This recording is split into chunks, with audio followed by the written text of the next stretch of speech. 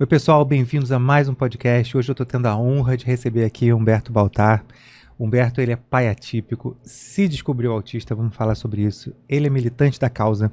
Além disso, ele é fundador do coletivo Pais Pretos PPP, Pais Pretos Presentes. Vamos falar de tudo isso aqui hoje. Humberto, super bem-vindo aqui ao nosso podcast. Obrigado, é uma honra para mim estar aqui falando sobre um tema tão essencial, né, que é a neurodiversidade, e com esse recorte da paternidade, né, que a sociedade clama tanto por essa participação, então eu me sinto honrado de estar aqui. Que legal, muito obrigado. Vamos começar falando do diagnóstico. Como é que foi o diagnóstico? Antes do seu, foi do seu filho. Uhum. Como é que foi isso? Conta pra gente.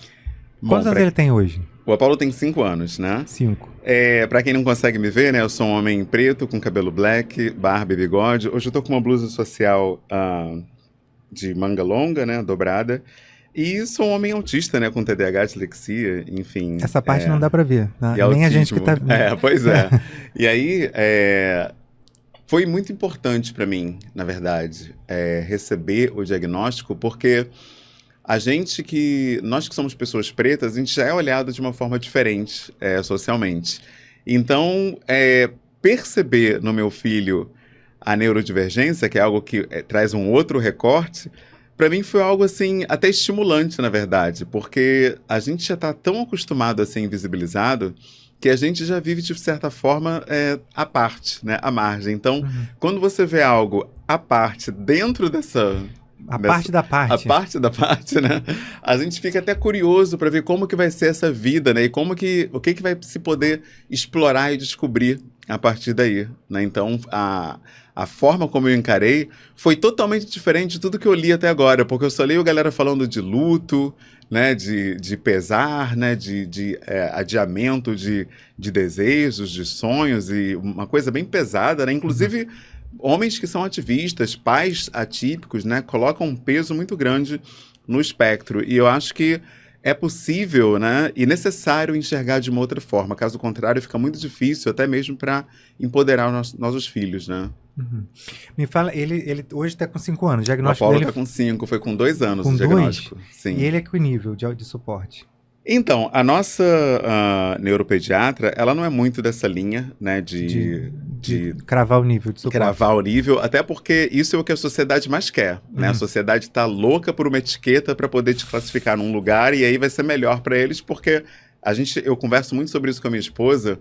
As pessoas esperam, assim, é aquela coisa da lei do menor esforço. Então, se você fala que é nível 2, eles já vão dizer assim, então, livro didático, atividade de leitura, eu já não preciso aplicar com ele. Aí já se esforçam menos para ele se desenvolver, né? Então, a gente tem esse cuidado, e a neuropediatra, por coincidência, pensa como a gente também. Mas ela classifica ele como nível 1, né? Mas eu, sinceramente, tenho não tenho essa preocupação em fechar, até porque, no meu caso mesmo, né, que é colocado como nível 1, eu tenho dúvidas até que ponto isso é nível 1. Tem tanta coisa que eu me vejo ali em desafios, né? Então, não sei se existe essa forma tão categórica, né, de se afirmar. O nível, na verdade, ele não é o nível do autista, Sim, né? suporte, exato. É o nível, exatamente, qual é o suporte que ele, vou dar um exemplo, do Arthur, por exemplo. O Arthur, e eu vou além, né? Eu não sou médico, eu sou matemático, sou professor como você, nós não somos da área de saúde, mas eu também concordo, aliás, eu vou além, eu acho que tinha que ter mais níveis. Sim. Não adianta dizer, eu acho, porque eu já ouvi até o Paulo Liberales, que é uma pessoa que eu super admiro, sim, falar assim, pô, mas então vocês...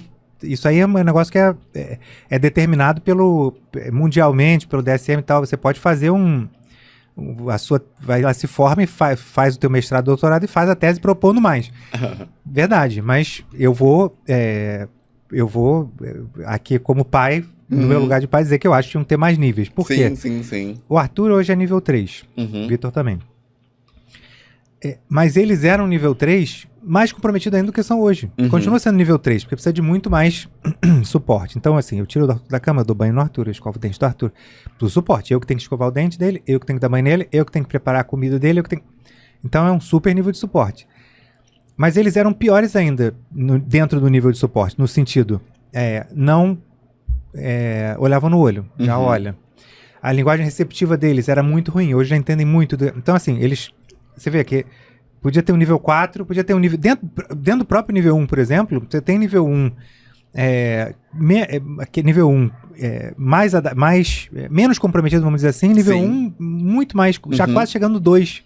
Sim. Então, assim, acho que dentro dos próprios níveis poderia ter mais divisões, né? Sem dúvida alguma. Do suporte, né? Sem dúvida. Eu não conseguia, muito tempo atrás, eu não conseguia fazer o que eu tô fazendo agora, te olhar nos olhos, né? Eu falava com as pessoas olhando em outras direções, gaguejando. Fui gago durante muito tempo da minha vida, pouca gente sabe disso.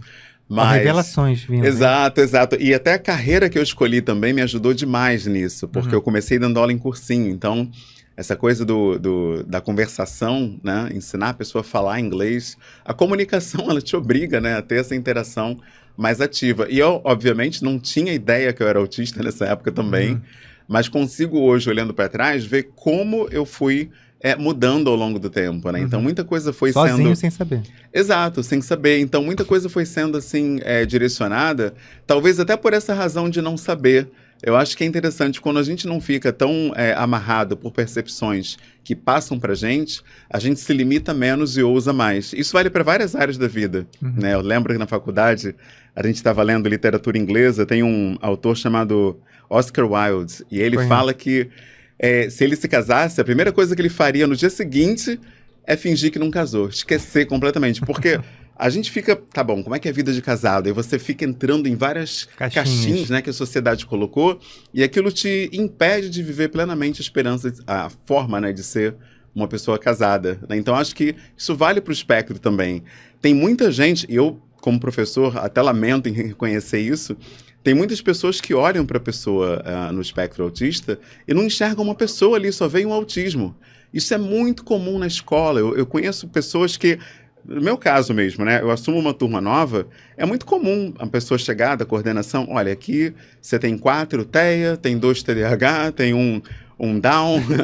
Você fica assim, cara, exatamente, mas não é uma pessoa, então é um TEA, é um Down, é um TDAH, é isso mesmo? Quer dizer, se perde de vista a pessoa no processo, né? Então, quando eu recebi o diagnóstico, exatamente por eu ser pai do Apolo, isso nunca aconteceu, né? Eu nunca perdi o Apolo de vista. E talvez alguma pessoa ouvindo possa pensar, óbvio, você é o pai dele. Negativo, tem vários pais e mães que só enxergam a neurodivergência dos seus filhos. E aí ficam impedidas, né, de plenamente amar, empoderar, respeitar e potencializar essa pessoa. Sobre essa questão de você ter achado teu diagnóstico, chegar no teu diagnóstico, ele foi depois do Apolo, é isso? Muito depois, 40 anos. Não, você... Eu tava com 40 anos. Mas quanto tempo depois dele ter o diagnóstico você teve o seu? Ele teve 2 com 2. anos. Aí 2 anos depois você chegou no seu. Isso, você exato. começando a ver assim, ele é autista, ele faz isso, opa, mas eu faço também. Exatamente, foi muito engraçado. Eu tava na sala, né? O dia que deu o clique mesmo, eu tava na sala com o Apolo. Aí o celular tava no sofá, aí tava tocando musiquinha do Marcha Soldado. A musiquinha terminava, ele ia lá, repetia a música de novo, escutava. Aí terminava a música, ele ia lá no repeat outra vez e tocava. E quando eu vi aquilo, eu falei, cara, eu faço exatamente a mesma coisa.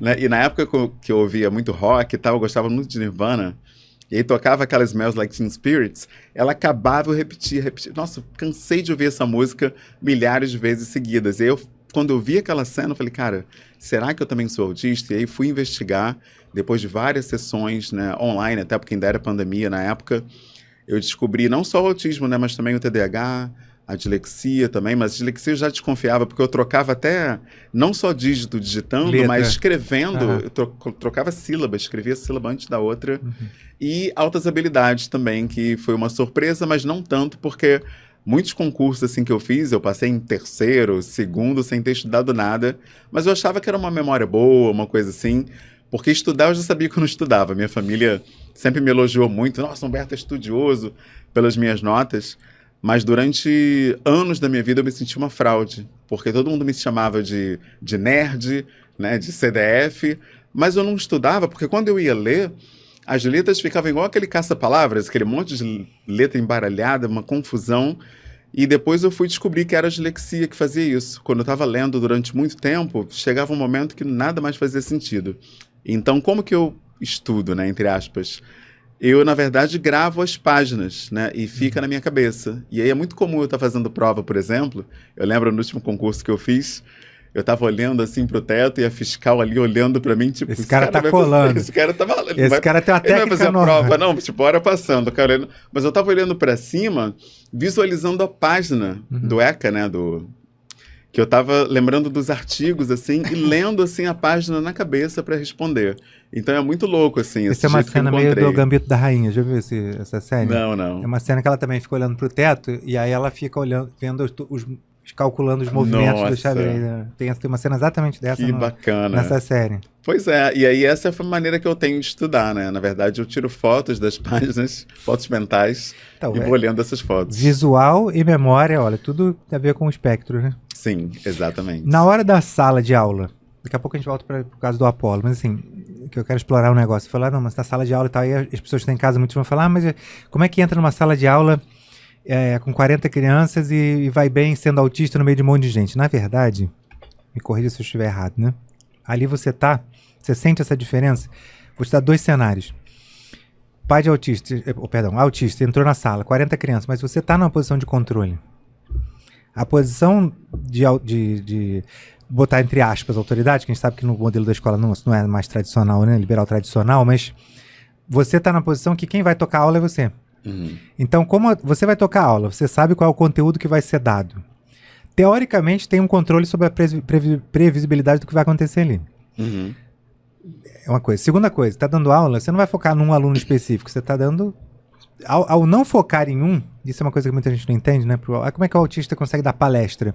Você não está focando numa pessoa, você está falando simplesmente para todas aquelas pessoas. Você já sabe o que você vai falar, você já imagina, é sobre um tema, um recorte específico, não é sobre qualquer coisa, tipo assim, o que será que vai vir de pergunta? Se vier pergunta, vai vir sobre um tema que você domina. Então, teoricamente, você tem um controle sobre o que vai acontecer. Ao passo que você está com uma única pessoa numa conversa aleatória, que você não sabe o que a pessoa vai te abordar, o que ela vai falar, para que caminho vai, é muito mais confortável que você estar dentro de uma sala de aula. Você sente essa diferença?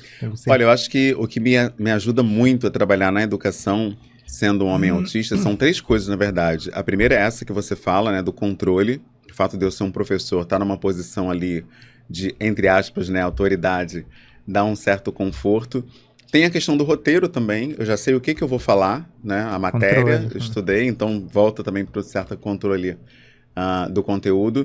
Mas tem um fator racial também, que eu acho que entra aí, que quando você convive com racismo diariamente, você convive com violências, essa violência, por exemplo, da crise, é algo que não é tão difícil quanto seria se eu não tivesse sobrevivendo, né, diariamente com diversos tipos de camadas de violência. Então, vou dar um exemplo. Às vezes, aquele tumulto da sala me desregula. Porém, ser olhado numa loja como se fosse roubar uma coisa também me desregula. E nem por isso eu vou lá encarar o segurança, que está me olhando, que está me seguindo, etc. Então, eu acabo encarando aquela confusão mental que dá ali como algo que, opa, eu tenho que dar meu jeito aqui, até porque não tem outra opção. Agora, eu conheço pessoas que pedem alguém para ficar com a turma e vão tomar uma água, vão dar um giro para se autorregular e voltar para a sala de aula. Eu poderia fazer isso, inclusive é até um direito meu como pessoa autista, mas eu acho que conviver com essa violência e microviolências de uma maneira tão diária até, cotidiana, eu acho que é um dos pontos também que me permite, de certa forma, mitigar essas microcrises, né, do autismo de uma maneira mais... imperceptível, até eu diria. Eu lembro que um dia, até a diretora me perguntou, estava no pátio, era hora da entrada, aquele caos, né, antes de tocar o hino, aquela coisa toda. Ela perguntou, como é que você faz para ficar no meio dessa confusão? Eu falei, poxa, eu tento me dar meu jeito aqui, mas não é fácil. Ela, mas você não pensa em usar um abafador? Eu falei, então, até penso, eu vim com fone outro dia, mas disseram que eu estava ouvindo música, né? E aí, ela, tá, né? Eu vou até ligar então lá pra CRE e tudo pra ver como é que funciona, se um professor pode dar aula com abafador. E aí surgiu a pauta, que ela nunca tinha pensado nisso, né? E aí eu fui descobrir mais recentemente, uma pessoa que eu gosto muito também, a doutora Gabriela Neuber, né? Ou Neuber, né? Que é um sobrenome europeu, alemão. ela coloca que existe, né, essa dissociação que pode ser consciente. E eu percebi nessa fala dela que isso é uma coisa que eu faço demais. Quando tá muito difícil de lidar com alguma coisa, eu meio que saio dali, faço igual o Doutor Estranho, né?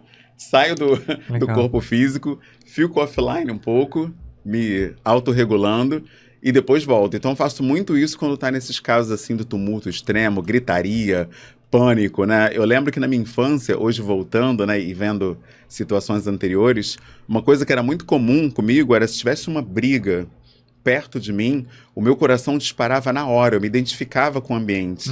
E nisso vai até um parênteses aqui, né, que a sociedade fala muito que o autista não se conecta, o autista tá fora, tá no mundo da lua. Gente, é mentira. A gente se hiperconecta. E às vezes, exatamente porque a gente está tão conectado, fica difícil dar conta de tantos estímulos simultâneos e a gente meio que entra em alfa para poder, sai um pouco de órbita para poder lidar com todas essas emoções e estímulos simultâneos para tentar se organizar para poder digerir de melhor forma. E aí eu lembro que acontecia muito isso. Eu ficava com o coração disparado, com uma briga aleatória. Pessoas, às vezes nem briga era pessoa gritando uma com a outra e tudo mais. E aí eu percebi, olhando para trás, assim, hoje eu vejo, que eu já fazia isso desde pequeno. Essa coisa de me desregular internamente, mas aí fazer um processo ali interior e dar um jeito de equalizar as coisas. Só que hoje eu entendo que esse processo pode ser uma maneira de autoviolência também. Ele pode ser um processo que não é tão acolhedor, né? Eu faço parte hoje de grupos de pessoas adultas, autistas também, e a gente trocando, eu venho aprendendo que existem formas mais, eu diria até carinhosas, né, de se autoacolher. E eu nunca tinha pensado nisso.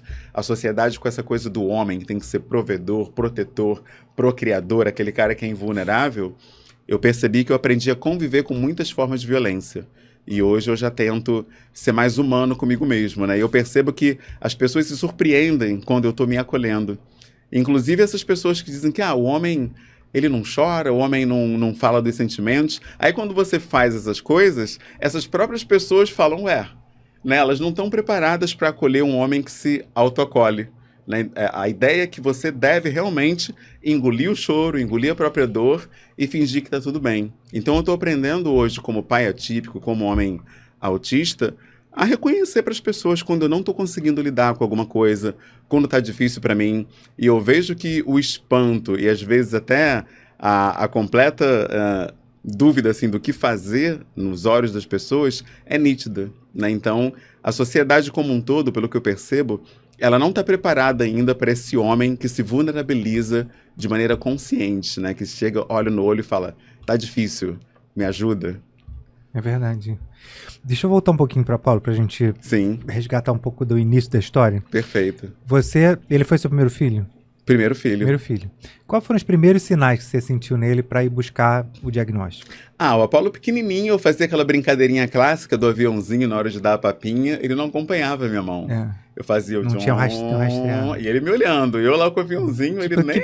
isso não é avião, isso é uma colher. Exatamente, nem tchum. E aí chamar também, Apolo, Apolo, e ele brincando na dele, não olhar... Né? Então, não olhar quando a gente chamava. O contato visual também, eu acho que ficou mais presente só depois da creche, que ele já estava com mais de 2 anos, né? Então, levou muito tempo para a gente poder realmente ter a certeza, né? Mas a desconfiança já tinha muito cedo. Outra coisa também é que ele levou muito tempo para ficar rígido, né? Ele não conseguia ficar sentadinho, botava ele sentadinho, ele tombava, né? Botava ele em pé, segurando alguma coisa, ele caía. E aí eu fui descobrir depois que esse também é um ponto, né? Uma questão... dispraxia, né? Isso, ele ficava girando bastante também, né? Girando no próprio corpo, né? Então foram vários sinais que a gente foi desconfiando, né? Mas como a gente não é da área da saúde, a gente foi sondar. E aí perguntamos para uma amiga nossa, né? Que é pediatra. A gente, poxa, o Apolo, ele tá demorando, né? A andar e tudo, já tinha 1 ano e meio. E ela falou, olha, isso aí... é normal, assim, agora, se ele tiver dificuldade com subir escada, estiver andando na ponta do pé, não fizer contato visual e ficar girando, aí a gente já tem que prestar atenção. Todas as opções. Aí opa, exatamente, tudo que ela falou, a gente via no Apolo. Aí a gente foi falar com o pediatra, era um pouquinho antes de 2 anos, e aí ele pediu para esperar até os 2, porque essa questão da linguagem, que era o nosso maior gatilho, né? Que a gente, todo mundo quer ver a criança pedir água, ou coisas assim. E o Apolo não balbuciava nada, nem sílabas e tudo mais. E aí ele pediu pra gente esperar um pouquinho mais até os 2 para poder ser algo mais conclusivo, né? E a gente assim fez, mas já foi sondando também neuropediatras e tudo. Até que na primeira consulta, assim, ela já fez um testezinho ali do som, para ver se ele tinha alguma questão auditiva, já que não olhava. Mas muito rapidamente ela chegou, né, a fechar o diagnóstico do espectro autista. Isso é bom. E quando fechou, ele já falava? Não, o Apolo é verbal. Ele tem, assim... Ele balbucia, né? Ele sonoriza várias músicas. Até hoje ele não fala. Ele não é verbal, Então, esse diagnóstico do nível 1, uma das Isso, a fala. definições para o nível 1 é a fala. Se ele já não fala, ele já é muito mais próximo do 2 do que do 1, né? Sim. Você tem essa... Mas a linguagem receptiva dele é boa? Sim, é receptiva sim. Você pede para fazer as coisas, ele vai lá e faz e tudo entende, mais. então e ele tenta falar, né? E você percebe, por exemplo, quando ele conta ou quando ele diz as letras, né? Ele diz de um modo que a gente não entende, mas dá para perceber que ele tá isso. E as músicas também é sempre no mesmo ritmo, né? O ritmo original da musiquinha que ele tá tentando cantar e tudo mais. E como eu estava dizendo, essa coisa do DSM que você mencionou, né? O DSM ele é muito comportamental, né? Ele não olha questões, por exemplo, emocionais. Então, eu acho que é muito elástica essa questão do nível de suporte, né? Até para mim mesmo eu tenho essa percepção. Você assumiu um ativismo agora de paternidade atípica e tal. Mas antes disso, você já era ativista? Sim, na questão racial. Na questão racial. Sim. Porque quando eu descobri que eu ia ser pai, por coincidência foi um dia antes do Dia dos Pais, 2018, minha esposa deu a notícia. E eu fiquei pensando em como que eu ia levar... Ela não foi esperta, né? Ela tinha que ter te dado a notícia do dia depois do Dia dos Pais, pra ela não ter que te dar presente. Ela te dá no dia anterior, cara. Ganhei o presente com a Apolo no ventre, ainda já ganhei o presente. E foi incrível. Porém, mas eu fiquei assim, numa preocupação muito grande, porque nesse país, até crianças sofrem ataques racistas. Eu lembro de uma psicóloga que ofendeu uma menina de 2 anos apenas no Instagram, falando do cabelo dela, enfim. E eu fiquei pensando, cara, como é que eu vou acolher o meu filho? E outra coisa também que eu pensava muito era se eu ia conseguir ser um pai amoroso, porque meu pai ele foi provedor, deu uma ótima educação, mas essa coisa do eu te amo, falar de sentimento, das inseguranças, era uma coisa que não rolava. Era uma outra geração, eu acho que a geração... Isso, exatamente. Meu pai cresceu assistindo o filme do Chuck Norris, Duro de Matar, né? Charles Bronson, Steven, essa galera aí. E aí, o que eu pensava? A sociedade diz pra gente que a gente só pode dar aquilo que a gente recebeu, né? Então, se eu não tive essa paternidade afetiva, minha dúvida era, será que eu vou conseguir ser esse pai amoroso, né? Então, eu fui procurar grupos de paternidade e masculinidade naquela época, em 2018, e toda vez que eu trazia a questão racial pro debate, eu era tratado como mimizento, vitimista, né? Porque num ano eleitoral, falar nisso era ser esquerdista, quem passa né? que sabe, né? É uma coisa absurda que a gente sabe... toda a questão, fazer clichê, é só a cor da pele, beleza, mas não é, mas a gente sabe que para a sociedade não, para boa parte da sociedade não é. Exatamente, então eu tive muita dificuldade de encontrar acolhimento nos grupos de masculinidade e paternidade que eu encontrei naquele ano, então eu percebi naquele ponto... Paternidade, desculpa te interromper, mas sem entrar no caso de atípico ou não. Tá. Paternidade, até porque eu não sabia, né, a minha esposa estava gestante. E aí, quando eu tive uma grande dificuldade de abordar a questão racial, porque ela não era recebida, não era bem recebida, não era acolhida, nem nada, eu achei melhor procurar pais pretos, que eu achei que talvez eu fosse ser mais acolhido, fosse ter um espaço melhor. E aí, procurei nas redes sociais, né? Perguntei se alguém conhecia um pai preto presente para me apresentar, e vários pais surgiram e deram a ideia da gente fazer um grupo de discussão. E acabou nascendo um coletivo daí. O coletivo Pais Pretos Presentes é antes de saber que o Apolo era atípico? Sim. Ih, que sensacional. Antes. É um coletivo de paternidade, de porque falar de paternidade. Quando eu soube do coletivo de Pai Preto Presente, porque para mim o presente, na questão do autista, ele pesa muito por causa do abandono. Eu entendi que o presente era por conta da militância atípica, eu não tinha... Foi o presente até porque o homem negro, ele é visto pela mídia em geral, novelas, filmes, seriados, colocam sempre o pai preto como aquele que é abusivo, drogadito, violento, agressivo, fugiu, né? Você vê qualquer novela aí que você coloca, o pai preto é uma dessas coisas, né? E a gente quer trazer justamente visibilidade para uma paternidade diferente, uma paternidade preta, mas acolhedora, amorosa, afetuosa, né? E a gente busca isso através do coletivo, né? Promover essas paternidades pretas. E aí a gente teve uma surpresa enorme, assim, porque vários pais não apenas queriam trocar figurinha, né? Bater papo e trocar ideia, mas também buscavam acolhimento ali naquele espaço. Eu lembro de um pai que disse que o filho de 4 anos não queria ir para a escola porque um coleguinha falou que não gostava de sentar perto de menino preto. Olha. E esse pai, com a voz embargada, perguntou o que dizia para esse filho. E eu, nesse grupo de discussão, fiquei sem saber o que dizer. Falei, pô, isso aqui então não é um grupo de conversa, isso aqui é uma rede de apoio paterna. E naquela época ninguém falava em rede de apoio para homens, né? Você falava em rede de apoio feminista, materna. E a gente percebeu que essa dimensão afetiva do homem preto, ela não é enxergada socialmente, a menos que você tenha espaços próprios para isso. Então a gente busca oferecer isso para esses homens. Ah, que sensacional. E acabou virando. E você tem outros pais nesse coletivo que são pais atípicos também? Olha, foi incrível. Então assim, é um porque... super duplo sentido, né? Sim, porque quando a gente começou, esses homens que chegavam, né, eles não tinham uma percepção de alto amor e alto valor, porque na nossa cultura, embora exista a lei 10.639 de 2003, que fala para, né, ser ensinada a cultura afro-brasileira nas escolas, é muito raro você encontrar uma pessoa preta que saiba o que é Sankofa, filosofia Ubuntu, que saiba citar 3 capitais africanas, 3 países, falando em capital, 3 países africanos. A pessoa acha que até a África é um país, por exemplo. Nossa. Então, a gente percebe uma ignorância muito grande em torno do continente africano. Então, a gente entendeu que era preciso centralizar os saberes africanos para que essas pessoas pretas primeiro se entendessem como dignas de serem amadas, respeitadas, valorizadas, porque elas já têm valor. Esse país ensina pra gente que a gente vem de um continente da doença, morte, AIDS, peste, espírito maligno, né, feitiçaria, macumba, como eles gostam de falar, e a gente não tem uma percepção de alto valor.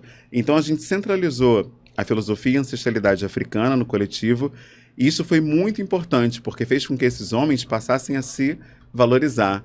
E aí as mães, vendo o impacto na vida deles, mães, irmãs, companheiras, amigas, quiseram participar também. E a minha esposa acabou fundando Mães Pretas Presentes. E aí virou um outro grupo. E dentro dessa sabedoria ancestral africana, tem uma tecnologia chamada tecnologia da roda, que é uma tecnologia cultural, que diz basicamente que você deve pegar os seus problemas, suas dificuldades, dores e desafios, e construir soluções coletivas a partir deles. E esse aprendizado mudou minha vida, porque foi com uma dor justamente de não saber como empoderar meu filho que nasceu o Coletivo Pais Pretos Presentes. Aí quando veio o diagnóstico do Apolo aos 2 anos, eu criei o Quilombo Atípico, que foi um grupo para pais e mães atípicas trocarem experiências, oportunidades de tratamento, por valores sociais ou populares, enfim. E a gente fez assim um grupo que tem empoderado muito, ajudado várias pessoas. Então, nasceu um grupo de professores pretos, já que eu sou educador também, e tenho várias dificuldades para implementar vários pontos dessa lei, né, na escola, porque a gente percebe ainda uma dificuldade da sociedade em geral de abordar temáticas africanas, né? Se você fala sobre Thor na escola, todo mundo acha lindo. Se você fala sobre Exu, aí tá trazendo feitiçaria, macumba, que é... Enfim, a percepção e a receptividade não é tão grande.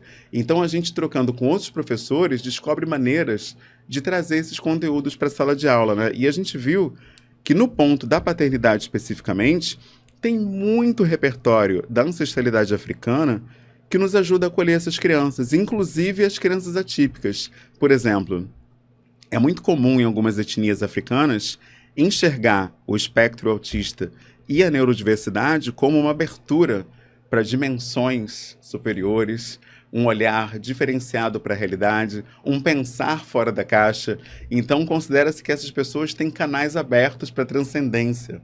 Enquanto aqui você diminui, tranca, dopa, como a gente acabou de ver hoje, né, uma escola que dá o remédio para a criança ficar quieta, numa outra cultura, essas crianças são vistas como luzeiros para a humanidade, né, que vão apontar a direção para que talvez você descubra outras formas de enxergar a vida, né? E eu vejo isso no meu filho o tempo todo. É incrível como o Apolo me direciona para pontos assim que eu simplesmente não tinha no meu radar, né? Com ele eu aprendo, inclusive, coisas que eu jamais imaginei, por exemplo, me relacionar com as pessoas sem precisar de palavras para isso. Eu era muito fonocêntrico, né? Até o Apollo chegar com esse professor diagnóstico de letras, dele. né? Total, né? Letras, aula de conversação, tradução também, que é um ponto que eu trabalho muito. E hoje eu tenho buscado me relacionar com as pessoas em outras dimensões. Você tem o toque, você tem os olhares, você tem canções que não são necessariamente uma comunicação direta, mas tocam muito pelo afeto também. Expressão artística também, um desenho que você faz, ele comunica muito. O Apollo adora desenhar, adora pintar, é uma forma que ele se expressa demais. Então eu passei a ver que a gente se limita muito, mas muito mesmo, quando recebe um diagnóstico. A gente fica enxergando só formas de potencializar, né, terapias, pensando em horas e tudo mais de disposição e estímulo para que aquela criança se desenvolva. Porém, às vezes a gente perde de vista quem essa pessoa é, quem ela o que ela já tem como repertório, né? Para que a gente possa crescer junto com ela, aprender e se desenvolver ainda mais. Cara, que interessante essa questão de você já ter buscado essa questão do coletivo de pais. Sim. Antes, 2, 3 anos antes de saber, né? Sim, 2 anos antes. Mas, na verdade, isso surgiu porque essa procura de homens por acolhimento é raridade. Então, né? eu vou outro gancho também com a paternidade atípica, porque o que acontece? Por conta justamente da maioria dos pais abandonarem as mães, Sim. que infelizmente é uma realidade, você abre as redes sociais para você buscar sobre autismo, você só vê praticamente perfis de mães. Sim. E tudo é mãe atípica, mãe atípica, mãe atípica, para mãe atípica. O que você, como pai atípico presente que ficou, minoria, ok, é minoria, mas existe. Exato. Né? E na verdade, né, o Instituto Vidas Raras, ele diz isso, né, que infelizmente 80%, né, dos casos em que uma criança traz ou alguma questão rara ou até a própria neurodivergência, esse homem abandona o lar, né? Porém, a gente percebe que existem outras pessoas que também estão aí, não apenas presentes, né, mas também vestindo a camisa da neurodivergência, buscando aprender mais e ser melhores, que não são enxergadas, que não são visibilizadas, né? E essas pessoas, às vezes, não sabem nem como lidar com a neurodiversidade. Porque o que eu descubro a partir da própria faculdade, né, de letras, né, eu fiz também, né, o bacharelado, a licenciatura, é que nem na graduação, nem na nossa formação enquanto educador, nós que estamos ali para acolher a diversidade na escola, a gente não recebe esse repertório. Então, de onde que um pai atípico vai ter esse repertório? E o que se passa pra gente é justamente o contrário, que o homem tem que ser aquele cara capaz, engenhoso, repleto de ideias, igual o MacGyver, né, que pega uma banana, um clipe, um chiclete e faz uma bomba, né? Ou então o Rambo, que cai lá de uma árvore lá de cima, rasga o braço, aí pega o cabo lá da faca, tira uma linha, uma agulha e um anzol, pega costura. A pólvora da bala e sutura com Exato. Com Masculinidade é sinônimo de eficiência na nossa cultura. Então a gente entende que a pessoa neurodivergente ou a pessoa com déficit intelectual, ela não é tão pessoa quanto aquela que resolve tudo, calcula, tem habilidades, e isso, esse homem que gera esse filho neurodivergente, muitas vezes se sente menos homem por isso. Eu já ouvi relatos de homens que abandonaram o filho ainda na maternidade por uma outra questão, que não necessariamente o espectro, né, o Down, que a pessoa já sabe antes, e abandonaram porque não queriam não queriam paternar uma criança que não era tão, entre aspas, capaz, porque essa é a visão de masculinidade que se passa pra gente. Masculinidade é equivalente a eficiência, eficácia, entregar resultado. E aí a parte relacional, ela fica toda em segundo plano. Então esses homens muitas vezes não sabem nem como paternar essas crianças. E a gente tem que se unir com essas pessoas para que elas possam enxergar outras possibilidades. Tem muita gente que me vê, seja em entrevista, seja num podcast como esse, e vem me procurar para entender como é que é isso. Essa pergunta chega muito para mim. Cara, como é que é essa paternidade? Porque como é que vocês se relacionam, né? Sem palavra, como é que funciona? Como é que é isso, né? Porque eu pensei que eu fosse jogar bola com meu filho, eu pensei que a gente ia nadar junto, eu pensei que a gente ia conversar sobre tudo. Aí ele não fala. Como é que acontece essa paternidade, apesar de todas essas limitações e barreiras, né? A gente fala muito sobre barreiras atitudinais, né? Na militância, né? Do autismo, e a gente não percebe que às vezes nós mesmos, né, pais e mães, trazemos uma série de barreiras atitudinais para a nossa própria relação com os filhos, né? E o fonocentrismo é um exemplo. Se não for por palavras, eu não posso me relacionar com essa criança. E você tem a comunicação aumentada, você tem os cartões, você tem desenhos, você tem várias coisas que podem ser usadas como comunicação alternativa e várias formas que nem envolvem necessariamente palavras também, né? Gestos, enfim, é uma infinidade de possibilidades para se relacionar com as pessoas, e eu vejo que a gente depende muito de um papel, sabe? De uma direção para poder ser quem nós somos. E eu acho que esse é uma grande questão do Ocidente, a dependência da coisa documental, né? De eu entender, de eu ter número, mas qual é o nível de suporte, mas qual é o diagnóstico? E aí depois eu vou tentar entender como que eu acolho essa pessoa. Mas será que o amor não deveria vir primeiro? Né? Eu acho que essa é uma grande questão.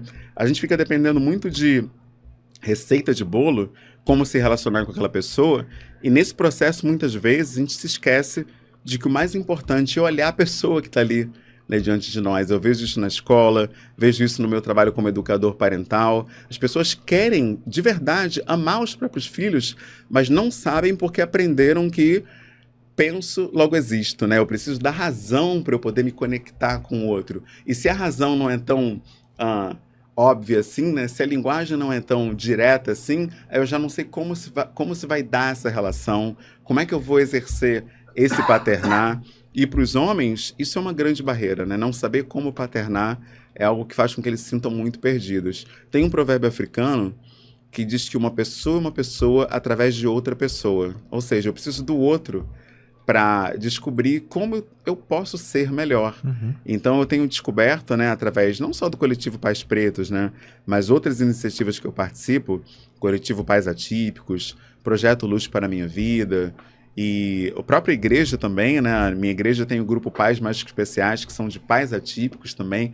É importante porque Qual a igreja aqui? A Igreja Batista. A Igreja Batista, ela tem grupo de inclusão? Isso, a Igreja Batista Atitude, na Barra da Tijuca, eles têm um grupo para pais atípicos e mães atípicas. A pastora Aline, exatamente. É um trabalho incrível porque ali a gente pode falar das nossas dores, das nossas questões. Lá, inclusive, aconteceu uma coisa incrível. O pastor Sérgio, ele fez uma coisa bonita, na minha opinião, que foi quando uma mãe autista deu chute para o filho e depois, porque não tinha nenhuma rede de apoio, ficou ali num cansaço extremo e desistiu. Infelizmente isso acontece bastante. Exatamente. Esse pastor teve essa sensibilidade de perguntar, e se fossem nós, né? Nosso caso, né? A gente está conseguindo ser essa rede de apoio? Porque muitas vezes o cuidado na nossa cultura, ele é enxergado como feminino. E essa é uma grande queixa das mães atípicas. As pessoas pensam que o problema é só quando a mãe atípica é solo. Mas muitas mães atípicas casadas são solo dentro de um casamento. É só ela trocando fralda, é só ela dando banho, só ela dando comida. E aquele cara só vê jogo de futebol, vai no mercado, compra alguma coisa e entende que esse papel de provedor é o papel dele enquanto pai e nada mais. Não precisa acolher, não precisa dar banho, não precisa amar, não precisa estudar sobre o espectro, ou seja, qual for a neurodiversidade, e essa mulher fica extremamente sozinha. Você acha, com base nisso, né, dos professores perguntarem ou dos médicos dizerem, não, espera mais um pouco, eu respeitosamente discordo que tem que esperar 2 anos para começar a fazer diagnóstico de criança que não fala, não pode. Você acha que na tua leitura, os profissionais estão preparados para atender as crianças atípicas? Não é só diagnosticar, não. Depois de diagnóstico, os profissionais receberem essas crianças, professores, nós estamos... Nosso meio, né, vamos dizer assim. Os professores estão preparados, as escolas estão preparadas, os profissionais de saúde estão preparados, na tua experiência com o Apollo. Não de uma forma geral, na tua experiência. Olha, na minha experiência, eles não estão preparados, mas não por uma questão de formação, não. Também de formação, mas não só de formação. Por quê? Porque mesmo aqueles que têm uma formação incrível, eu conheço pessoas que se formaram quando o TEACH, por exemplo, nem era pauta no Brasil. Pessoas saíram do país, foram nos Estados Unidos, estudaram lá e trouxeram conteúdo para cá. Mas não basta saber, não basta ter o conteúdo. E aí eu acho que agora vem um grande problema. As pessoas falam tanto na tal da multidisciplinaridade, mas na hora de exercer isso, os profissionais conversarem uns com os outros, isso não acontece. Até porque eles têm uma agenda de milhares de atendimentos. Que horas que você vai falar com esse outro profissional que atende essa criança? E aí o que você percebe é que é um tentando acertar à sua maneira, sozinho, sem conversar com o outro. E aí acaba que o trabalho fica meio, né, falho, porque você precisa do panorama geral para entender quais áreas está dando certo, está funcionando, o que você precisa ajustar, modificar. Então, por exemplo, no Apollo mesmo, teve um exemplo clássico que a gente percebeu que num dos espaços onde ele era atendido, a fralda já tinha sido descartada há muito tempo. Não, já parou de usar, porque eles já perceberam que o Apollo não usava. E no outro espaço, as pessoas ficaram pedindo até pra gente comprar um pacote de fralda. A gente percebeu, poxa, então eles não estão se falando. Esse espaço não está falando com esse. E a gente viu que isso era quase que global, né? Porque o Apollo faz natação, judô terapêutico, terapia alimentar, tem a creche, tem a terapeuta ocupacional, né? Ele tem, enfim, vários atendimentos. E a gente percebeu que essa dificuldade das pessoas trocarem é um fator que não é nem do campo individual, do campo civilizacional mesmo. Nós do Ocidente entendemos que eficácia de fato é ser bom sozinho. Se você precisa do outro, aí você é burro, é incompetente, incapaz na leitura da nossa sociedade. E aí a pessoa fica até sem jeito, às vezes, de consultar o outro para entender formas de exercer o seu trabalho melhor. Então, na escola, eu percebo isso acontecendo. A professora que atende, né, a criança na sala de aula, às vezes ela não sabe como perguntar à professora da sala de educação especial como ela poderia atender melhor aquela criança, porque vai parecer que ela sabe menos, né? Poxa, eu vou ter que aprender com ela, vou ter que perguntar a ela como fazer o meu trabalho. E aí, nisso, você tem, às vezes, um PEI super bem detalhado, mas com termos ali que não são... Por exemplo, eu sei porque eu tive um filho no espectro e tive que correr atrás, entender o que é a lexitimia, a autorregulação emocional, né, a apraxia, etc. Mas muitas pessoas olham ali, fazem aquela cara de chique, né, como se estivesse entendendo tudo. Tipo aquele cara que tá tomando vinho. Isso, não tá né? entendendo nada. Né? Exatamente, tipo aquelas caras e bocas do tio Sam, né, o sem noção, né? Ali aquela coisa, mas não tá entendendo pulufas do que tá lendo, né? E aí eu percebo que nesse ponto... Muitas vezes esses alunos ficam de lado, né? Os pais pensam que eles estão sendo atendidos, mas o que acontece na prática, e eu não digo nem de um lugar específico não, né? Porque eu já estou na educação há 20 anos, então já passei por diversas redes, já trabalhei em umas 5 prefeituras do estado, fui do estado também, da educação do estado, dou aula na UERJ, então nos diversos espaços que eu acesso, eu percebo que não existe uma troca entre profissionais sobre os alunos, né? Você só tem, por exemplo, na escola, o conselho de classe, que são 4 por ano, ou seja, 4 vezes por ano os professores das diferentes disciplinas trocam sobre um aluno específico. Isso devia ser uma rotina. Eu entendo que as pessoas são ocupadas, eu entendo que a agenda não permite, mas eu acho que precisa haver algum tipo de reforma educacional para que um professor consiga pelo menos ter trocas de qualidade um com o outro, né, para que a gente possa exercer o nosso trabalho melhor. Agora, quando a gente entra na questão da neurodiversidade, eu estudei numa das melhores universidades, né, do país, que é a UERJ, e eu não tive uma disciplina sobre neurodiversidade. Não se falou sobre TDAH, nem autismo, sabe? E aí, quando você tem uma sala de aula com um aluno com Down, um aluno com TDAH, um aluno no espectro, de onde você tira esse repertório? Eu tenho porque eu fui fazer... Só quem se especializa. Fui fazer uma pós-graduação em aba para entrar nesse universo, né? Porque eu não acessei através de onde deveria ter acessado, que foi a formação como professor, né? Então, fica muito no campo do que você vai fazer, que jeito você vai dar. E eu acho que nós deveríamos ser mais acolhidos nesse ponto, né? As gestões do ensino, sejam aulas municipais, estaduais, né, a própria federação, deveria pensar em formas de educação continuada para que esses professores acessem esses conteúdos, mesmo que seja online, né, ainda é muito raro. Eu já vi alguns cursos sobre espectro autista online, mas ainda são muito poucos e quando tem é com pouquíssimas vagas, 2 dias já acabam as vagas, às vezes 5 mil vagas para o Brasil, que é um país continental. 48 horas você já acabou com todas as vagas, né?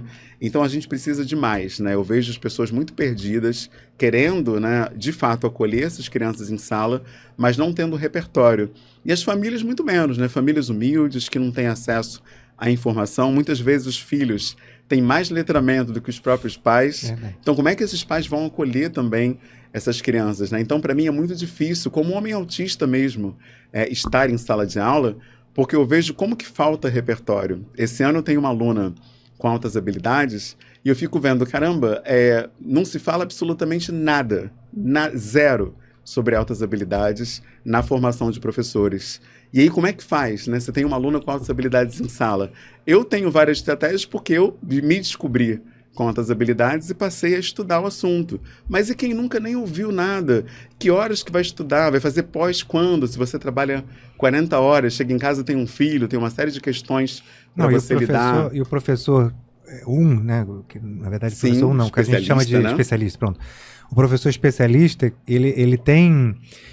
A dificuldade dele, gente, não estou querendo, evidentemente, diminuir o trabalho de nenhum professor, todos são absolutamente importantes, né?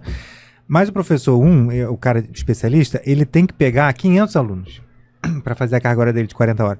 Um professor de primeiro segmento, que era o antigo primário, da época nossa não, dele, o que eu sou novo. Fundamental 1, né? Que é o Fundamental 1, que é o primeiro segmento, antigo primário, é uma professora para turma. Ela só tem aqueles 30 alunos, 30 e pouco, 40 alunos, que seja turma superlotada, ok, mas são 40 alunos o dia todo.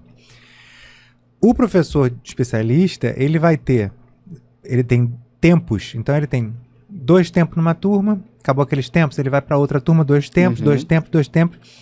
Então o cara acaba tendo 500 alunos. Até para ele conhecer o aluno por nome. Como é que faz o PEI?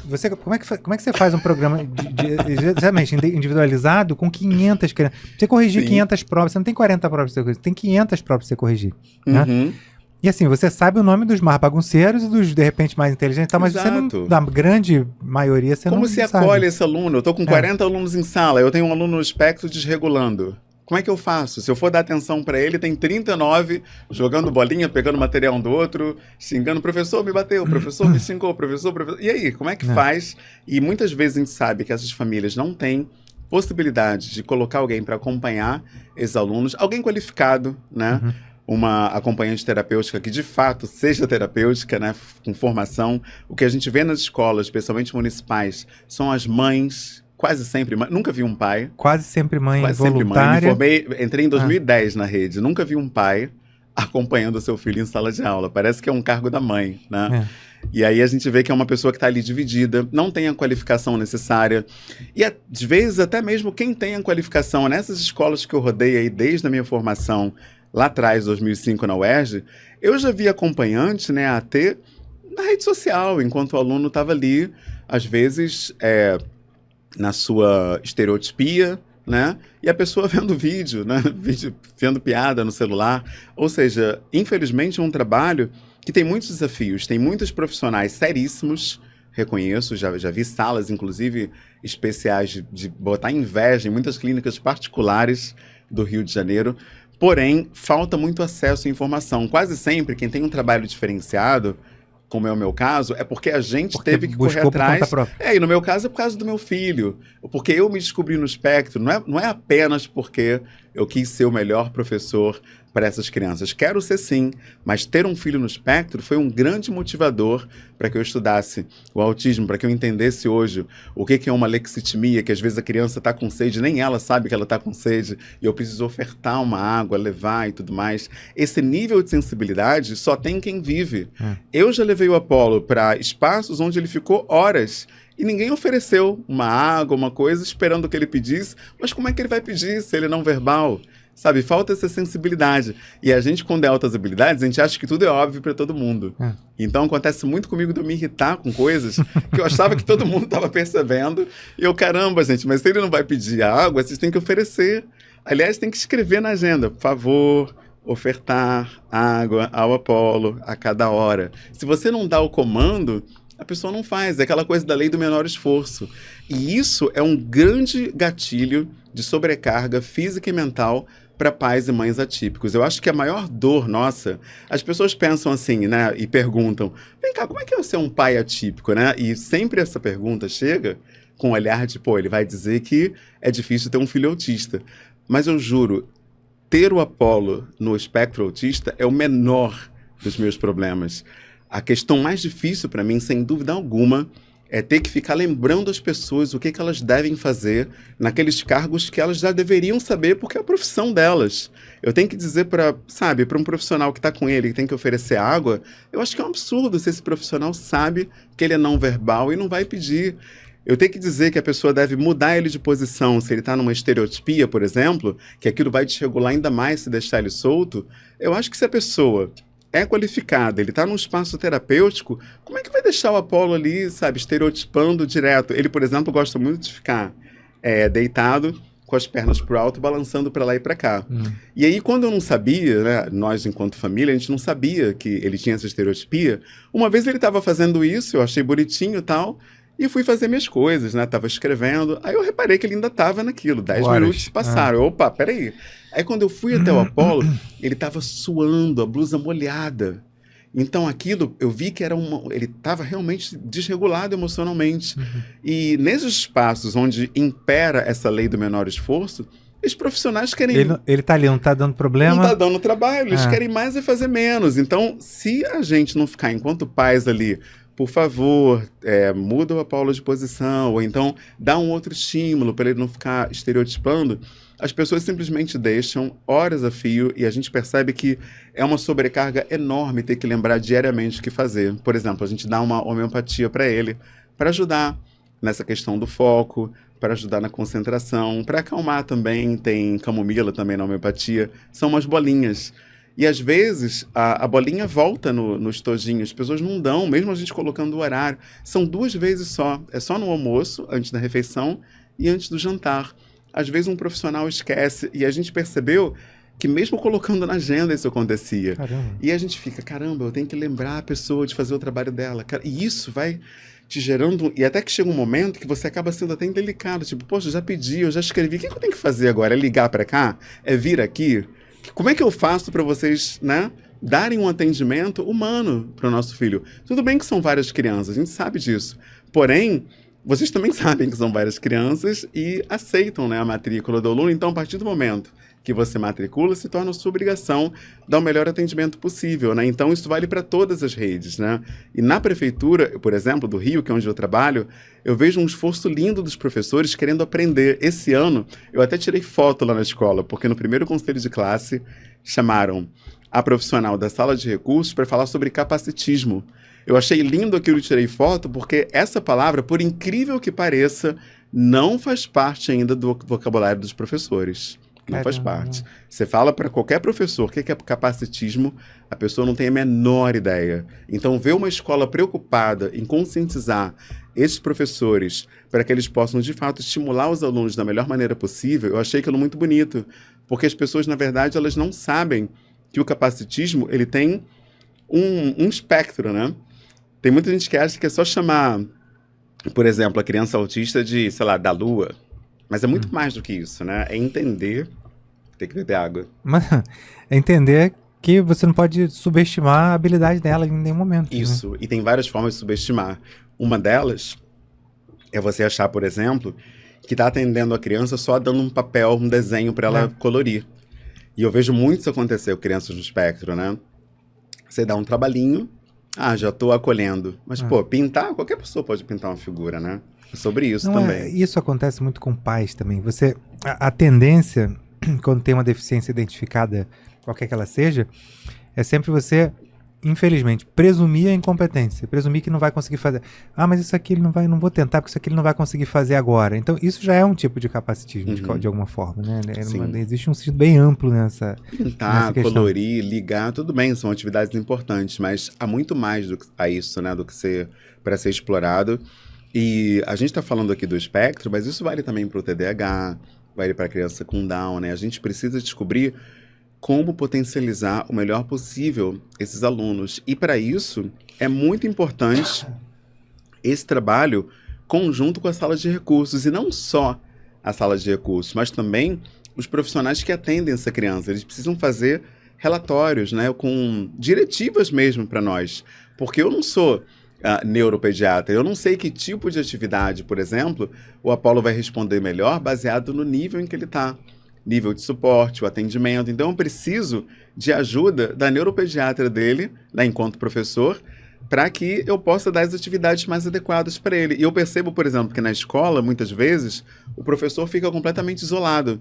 A pessoa te dá... É assim que acontece, ela te dá uma folha, tá aqui, pode preencher o PEI dele, por favor? Me entrega até o final do dia. Obrigado. Como assim? Aí tu, caraca! Como assim? Como é que eu vou preencher um PEI se eu não sei nada Nem de da história neurolinguística, dele, eu não sei nada, sabe? Não dá, eu preciso de apoio. Eu preciso sentar com esse profissional da sala de recursos, eu preciso de um parecer de quem está atendendo essa criança. E na escola, muitas vezes, primeiro que pouquíssimos alunos têm laudo. A questão já é muito pior, né, do que isso, né? Porque se fosse a pessoa com laudo e quem atende não está se comunicando, já era um problema. Mas, tendo um laudo, você já consegue pelo menos saber qual é o cenário ali. Mas a grande maioria das crianças nem tem laudo porque na rede pública ainda é muito difícil chegar a esse laudo. Eu lembro quando eu me descobri no espectro, a primeira coisa que eu fiz foi ir numa clínica da família, num posto de saúde, justamente porque eu sou servidor municipal. Então eu entendi que se eu fosse atendido pela rede municipal, seria perfeito, né? Porque aí a prefeitura já é todo o mesmo órgão. Sim, não é laudo particular, eles não vão criar problema. Exatamente, tudo ia fluir. E aí qual não foi a minha surpresa, né? Quando o CISREG acusou que a minha posição era 439 para ser o primeiro atendimento. Para ser o primeiro atendimento com um psiquiatra. Ou seja, se fosse uma consulta por dia, eu esperaria mais de um ano. O ano tem 365 dias, 439. E aí, para completar, dos 2 psiquiatras que tem nesse posto ali perto de onde eu moro, um morreu de Covid. Ou seja, só tem um trabalhando. Ou seja, ia passar de 2 anos esperando essa consulta. E eu tinha urgência, né? Que eu queria saber, um pai autista pode acolher uma criança autista? Era uma dúvida que eu tinha. Como é que eu faço? Eu queria fazer 1000 perguntas para esse profissional. E ele não ia saber te responder. Pois é. Ele não ia saber te responder o que provavelmente você já descobriu. Que quem tem essa resposta é você. Esse é outro capítulo. Esse aí é um show de horrores, né? Quando eu fui ter consulta com um psiquiatra. Meu Deus. Eu cheguei e falei, olha, eu tô aqui com o meu laudo. E eu quero entender como é que é essa coisa do espectro autista, como é que eu posso fazer para me potencializar. Aí o profissional, peraí, mas você faz o quê, professor? Mas você casou? Casei. Pronto, você não Concursado? é autista. Não é autista. Sou. Não tem como você ser autista. Meu você Deus. É professor. Eu não saí nem do verbo to be, como é que você é autista? Eu ouvi isso. Eu falei, tá de brincadeira. Meu Quem Deus. fala inglês, então, não é autista. Não. Esse é o laudo. Pô, cara, tá, ó, eu vou botar, isso tem que botar pro DSM, né? Capacitismo não, absurdo. A minha crítica ao DSM principal é essa. O DSM, ele é comportamental. Ele é muito atitudinal. Ele se baseia no que você faz ou não. A parte emocional, a parte cognitiva, a parte das suas sensações diante das coisas, ela praticamente não aparece ali. E é por isso que eu, às vezes, me pergunto até que ponto eu estou em nível 1, falando tão bem, palestrando, etc., se tem N questões que me deixam completamente desconcertado. Completamente mesmo. Eu lembro na escola, esses almoços que eles fazem, né, de fim de ano, eu nunca vou. Eu sempre invento uma coisa, vou ficar com a Apolo, tô gripado, não tô bem, já tô até me entregando aqui. Eu nunca vou nesses, né? Você bota a culpa na Apolo? Eu não vou porque eu não sei o que fazer. Gente, eu acho um absurdo. Eu vou registrar o seguinte. Bota a culpa no Apolo, vou cuidar do Apolo. Eu vou registrar o seguinte, eu acho um absurdo você colocar a culpa no seu filho autista e pra dizer que você não vai, né? Eu não faço isso com a gente. Eu não faço.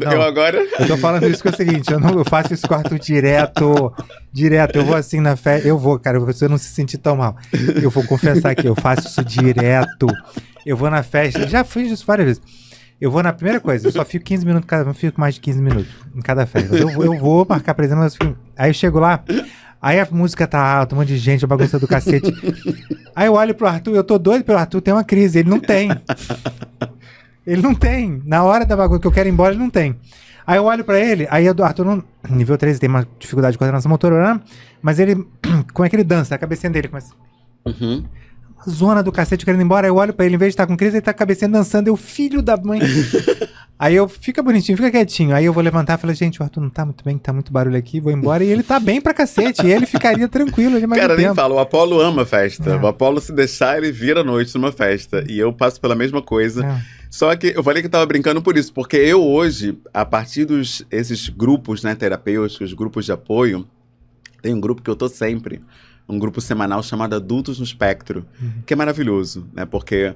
Eu fico 1h30 com outros adultos como eu, que são autistas, e essas pessoas falam como elas lidam com as suas questões, né? E nesse grupo eu aprendi essa coisa do autoacolhimento, de falar, inclusive a própria mediadora do grupo, né, a Gabi, uma vez ela falou, gente, hoje, quando já deu pra mim, eu falo, chegou no meu limite, minha bateria social zerou, tô saindo, né? E eu hoje consigo Você fazer consegue isso, fazer né? isso? Consigo. Então Não, eu falei mas brincando, eu entendo, mas tá liberado mas- pra usar o Apollo, porque eu mas, entendo. cara, é difícil, né? Então, é por isso que essa coisa do nível de você ser tão taxativo, eu tenho as minhas dúvidas. Olha só que interessante, né? Eu ia falar taxativo, quase que saiu Chatativo. ia sair chá primeiro. A dislexia até na fala, Fala. ela aparece, é muito louco. Mas eu percebo essa necessidade da gente se autoacolher, sabe? Porque às vezes a gente vai nessa ânsia tão grande de performar que a gente vai se mascarando de uma maneira que a gente não percebe áreas em que a gente precisa muito de ajuda, né? E eu nessa área social percebi isso, que eu precisava de apoio, eu precisava de pessoas para falar sobre até a própria paternidade mesmo, né? Como é que eu faço para empoderar meu filho? E quando ele me desregula, como é que eu faço, né? Vai ficar dois desregulados juntos ali? Vai dar certo isso? Então, a terapia cognitivo-comportamental me ajuda demais nisso, né? Eu fazia semanal, agora já caiu para quinzenal. A ideia é que seja depois mensal. E aí, quando eu tiver uma autonomia assim mais plena, eu nem preciso fazer mais. Mas eu acho que é muito importante contar com todo tipo de apoio. E aqui vai um recado até para os homens mesmo, né? Porque a sociedade diz que o homem tem que ser potente, invulnerável, capaz. Mas é normal se reconhecer incapaz às vezes, né?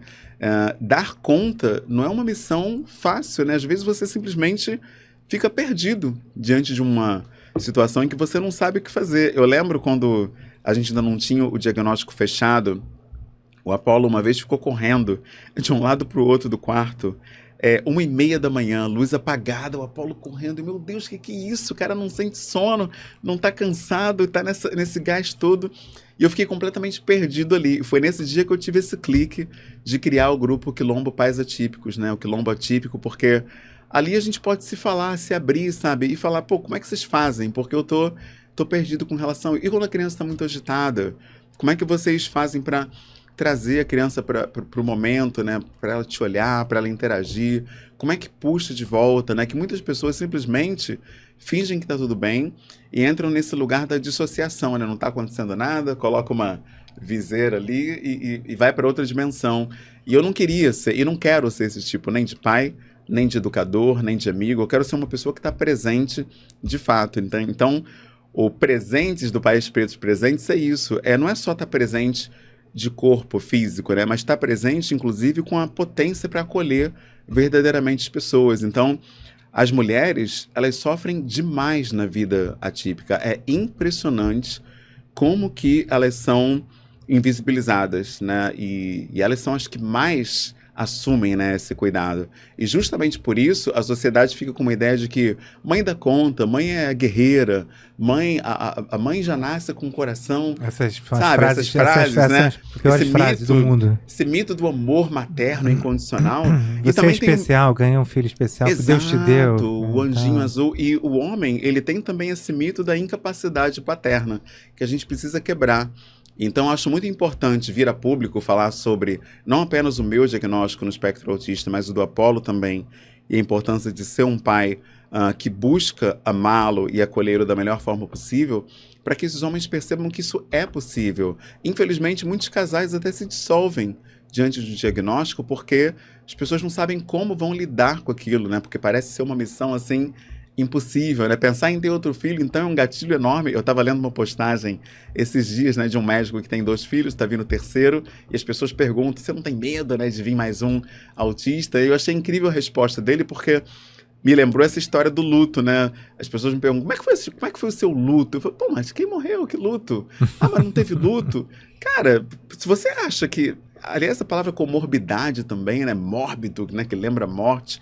A sociedade traz uma carga muito pesada para essa ideia do espectro autista e a gente acaba acolhendo isso sem perceber o efeito que isso tem na nossa própria percepção a respeito dos filhos. A gente acha que tem um problema e não uma criança, né? E eu acho que essa visão, né, a respeito da tua realidade, ela condiciona tudo que vem depois. Você tira a leveza dali, você perde essa possibilidade de viver momentos simples, puros, bacanas com a criança. Eu lembro outro dia desse, eu fui, acho que tem 2 semanas, levei o Apollo para almoçar no shopping, e aí quando a gente estava almoçando, passou uma menina de patins pela praça de alimentação. Ele ficou olhando assim, curioso. Aí beleza, a gente terminou de comer, Aí quando eu tirei ele da cadeirinha, que a gente ia pro banheiro, ele saiu correndo, disparou. Aí eu fui correndo atrás dele, ele correu exatamente pra área lá do patins, que tem lá no shopping Via Parque, e aí quis de qualquer maneira andar de patins. O Apolo nunca tinha andado. Enfim, a gente entrou, eu andei com ele. Tem uma parte que aluga patins?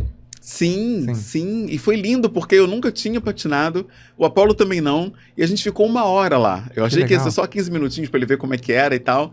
Ficamos 1 hora, levamos tombo, rimos juntos, foi lindo. E ele me mostrou que, cara, dá pra se descobrir, dá pra viver coisas novas, dá pra ter essa experiência da novidade, da alegria da paternidade na neurodiversidade, nessa atipicidade que chamam, que eu acho um absurdo, né? Porque quando você fala atípico, o A é de negação, é sem tipo, quer dizer, não tem tipo, não tem qualidade, não tem uma característica própria. Então é muito complicado essa visão de que é só de perda, né?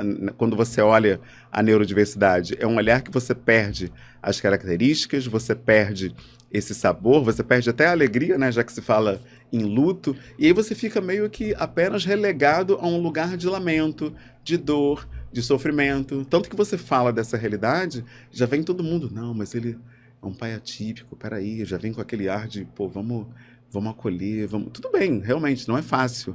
Mas não é só dor, não é só tristeza, não é só dificuldade. Eu sou muito feliz com meu filho, sou muito feliz sendo autista e tendo um filho autista, assim. Na verdade, eu acho até que é uma razão, inclusive, para comemorar, porque o Apolo, ele tem uma percepção da realidade que permite ele ser pleno, apesar de tudo. Eu acho isso incrível. Outro dia, ele estava cantando no shopping, e todo mundo ali, nesse dia mesmo, por coincidência, esse dia do patins mesmo, ele cantando depois de almoçar, e todo mundo olhando, pô, o cara cantando e tal, e ele nem aí, sabe, cantando e sendo feliz, e olhando aquilo, eu falei, cara, olha só, eu queria fazer coisas que eu sei que as pessoas vão estranhar, e deixo de fazer, e o meu filho de 5 anos consegue superar. A gente faz uns vídeos, a gente tem uma série de vídeos que a gente faz sobre isso. O autismo, às vezes, é muito mais difícil pro nível 1 do que pro 2 e pro 3. Porque o nível 2 e o 3, ele tá, desculpa os termos, mas ele tá cagando. Eu acho lindo isso. Pra sociedade. Você tá achando estranho, dane-se. Porque e o nível 1 não, o nível 1 não, eu tenho que me enquadrar. Eu tenho que ser aceito. Então ele fica se, entre aspas, violentando o tempo todo. E aquilo acaba com a bateria social dele, acaba com ele é obrigado a ser o cara neurotípico. Exato. Então, assim, o nível 2 de treino, dane-se, eu preciso passar isso daí, eu vou passar. Eu quero fazer isso, eu vou fazer, e você que se dane. Então, assim, e é nesse isso que ponto. Eu aprendo muito com o Apolo nesse ponto. E, inclusive, quando eu decidi estudar ancestralidade africana, para levar para essas famílias atípicas, principalmente, outras formas de acolhimento para os seus filhos, eu sabia que estudar sobre isso ia fechar portas, ia ser um limitador, porque na nossa cultura, a África é sinônimo de macumba, espírito maligno, etc., né? Porém, várias pessoas, quando descobrem aquilo que eu estou trazendo, né, que já faz parte da cultura milenar africana, elas veem que existem muito saldo positivo ali, muitas formas de ressignificar a paternidade atípica. Por exemplo, o próprio conceito de Ubuntu, né, que é muito comum aqui no Brasil, já é conhecido, essa coisa de você pegar a dor do outro e acolher como se fosse sua. Isso é o que os pais atípicos mais precisam, né? Pessoas que sentem junto com eles, sentam com eles, ouvem, escutam, acolhem, né? E vivem junto cada processo. E eu hoje tenho isso, eu tenho uma rede de apoio incrível hoje, graças a esses contatos, né, que a própria ancestralidade africana me permitiu tirar, né, essa couraça do que está dando conta, do que não precisa de ajuda, não precisa de ninguém, e reconhecer publicamente as minhas dificuldades, minhas dores, enquanto homem, enquanto pai, né, enquanto um pai preto também, que a questão racial acaba atravessando. E a minha surpresa é que várias pessoas, organizações, empresas perceberam a necessidade de abrir canal para essa discussão. Eu fiquei impressionado agora, em abril, em quantos convites teve para falar com famílias atípicas nas empresas. Eu não sabia que havia essa procura e fiquei assim maravilhado, porque nem a escola, por incrível que pareça, ainda tem esse olhar de, pô, vamos conversar com essa mãe atípica que ela está nitidamente perdida. Ela às vezes até bate nessa criança porque ela não sabe como lidar, porque quer amar, mas não sabe como, e nessa angústia ela acaba recorrendo à violência, porque a violência é uma linguagem, né? E a gente percebe que a escola não toca nisso. A parentalidade atípica é um tema invisível. Essa é a verdade no ensino público, pelo menos é onde eu trabalho, né? Não sei como é na particular, mas no público não existe uma reunião onde se fala, mãe, seu filho é Down, vamos conversar sobre o que é a vida com síndrome de Down, quais são as etapas, o que você vai experimentar em cada fase. Isso não existe em lugar nenhum, em rede nenhuma. Educação parental devia ser política pública. Também há. Urgente. Né, Fabio? Eu também acho. Urgente. Educação parental é um tema urgente, deveria fazer parte, inclusive da formação dos professores.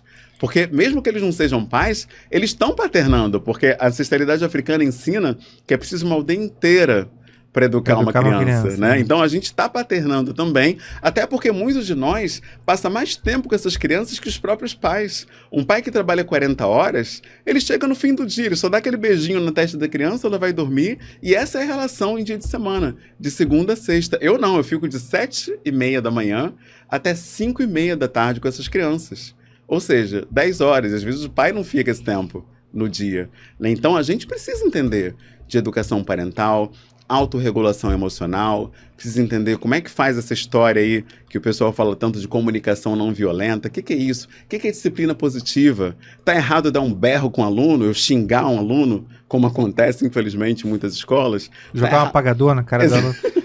Tá errado por quê? Qual é o efeito disso, sabe? Criação com apego. São termos que ainda são muito invisíveis para o educador e muito elitizados ainda no país, eu preciso dizer, né? Um curso de educação parental não sai por menos de R$4.000, um curso bom, e ninguém, na nossa realidade atual econômica, tem condições. Eu só fiz um curso assim porque eu ganhei uma bolsa, né? Um curso me presenteou, a Rede Amparo.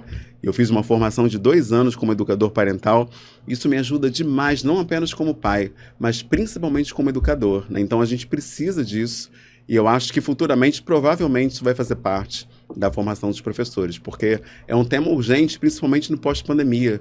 O celular ganhou um espaço absurdo e ele está substituindo, na verdade, as relações parentais. Nas casas hoje é cada um na sua telinha, é o papai no WhatsApp, os filhos ali no TikTok, a mãe no tablet, e aí ninguém se fala, ninguém se comunica. E essa pauta do letramento digital também não chega na escola, né? Apesar da Base Nacional Curricular Comum, ela trazer essa prerrogativa dos multiletramentos, letramento racial, letramento crítico, letramento digital também. Eu falo do letramento racial e no letramento ancestral na escola, porque eu estou com uma matéria justamente de letramento, né? Então, para mim, caiu como uma luva. Mas isso não está na formação dos professores, né? Eles não têm repertório para falar disso. Então, os próprios professores, quando estão com um aluno neurodivergente em sala, a grande verdade é que eles têm medo. Medo de, cara, se eu fizer alguma coisa errada, se eu desencadear uma crise aqui.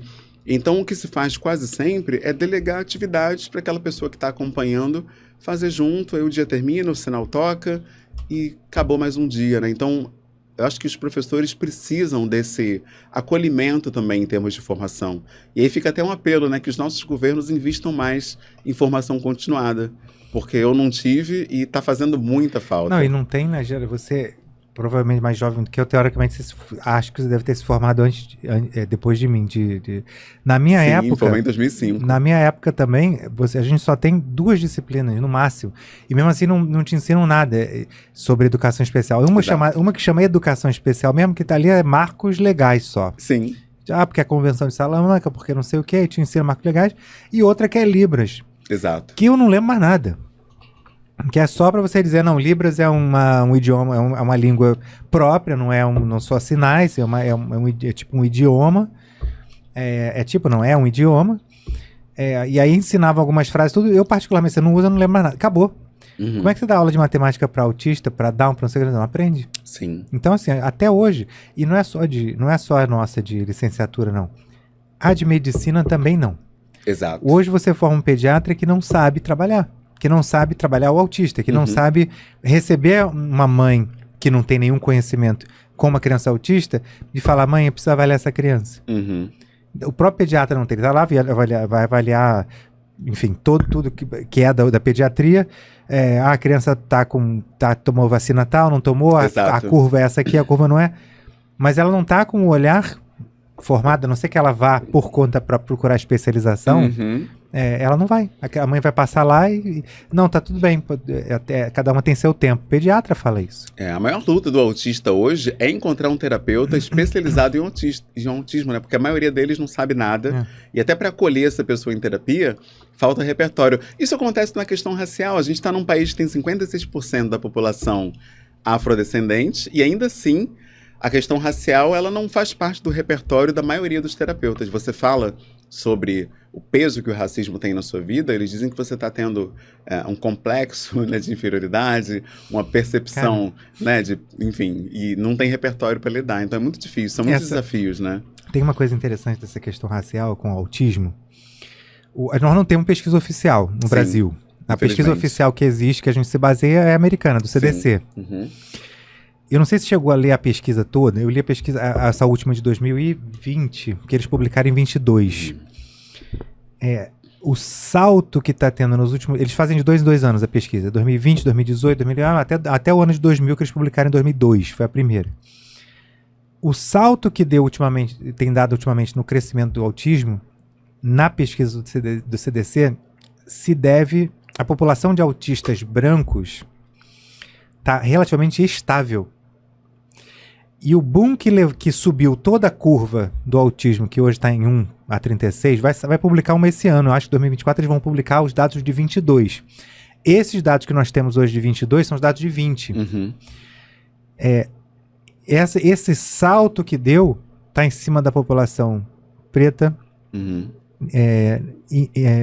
eu acho que indígenas também, e chineses. Sim. E eles, e os brancos mais ou menos, você vê que a curva ela se cruza. Depois eu vou te mandar essa pesquisa. Maravilha. Do CDC.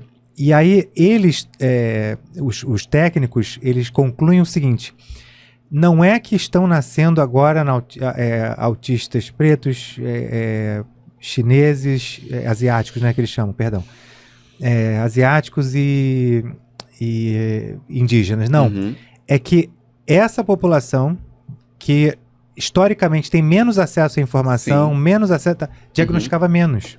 Também. Que agora elas estão diagnosticando mais nessa população e estão aparecendo mais casos. Então, também. É interessante até tu dar uma olhada nessa parte da conclusão, como que existia subnotificação nas populações, a população branca praticamente estável. Perfeito. E eu digo também porque essas pessoas pretas não são vistas como pessoas, são vistas como pretas. E aí isso dificulta todo o processo, porque a partir do momento que você não humaniza, elas já são humanas, mas se você não humaniza essas pessoas, você não...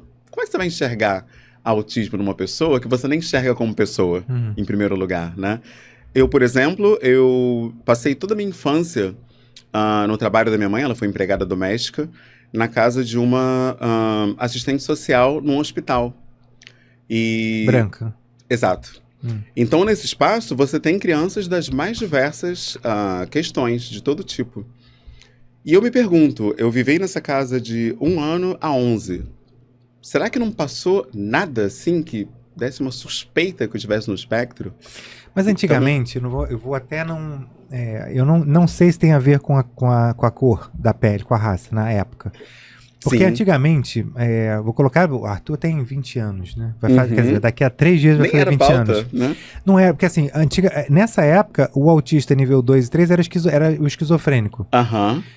Tinha agressividade, quando tinha crise, agressividade, sei o quê, não, que era esquizofrênico. O nível 1 é o quieto, e o nível 1 é o esquisito. Esquisitão. Então é isso. Hoje, o que aconteceu? Não, o nível 1 era o cara que era o esquisito, ou estava fingindo ser neurotípico.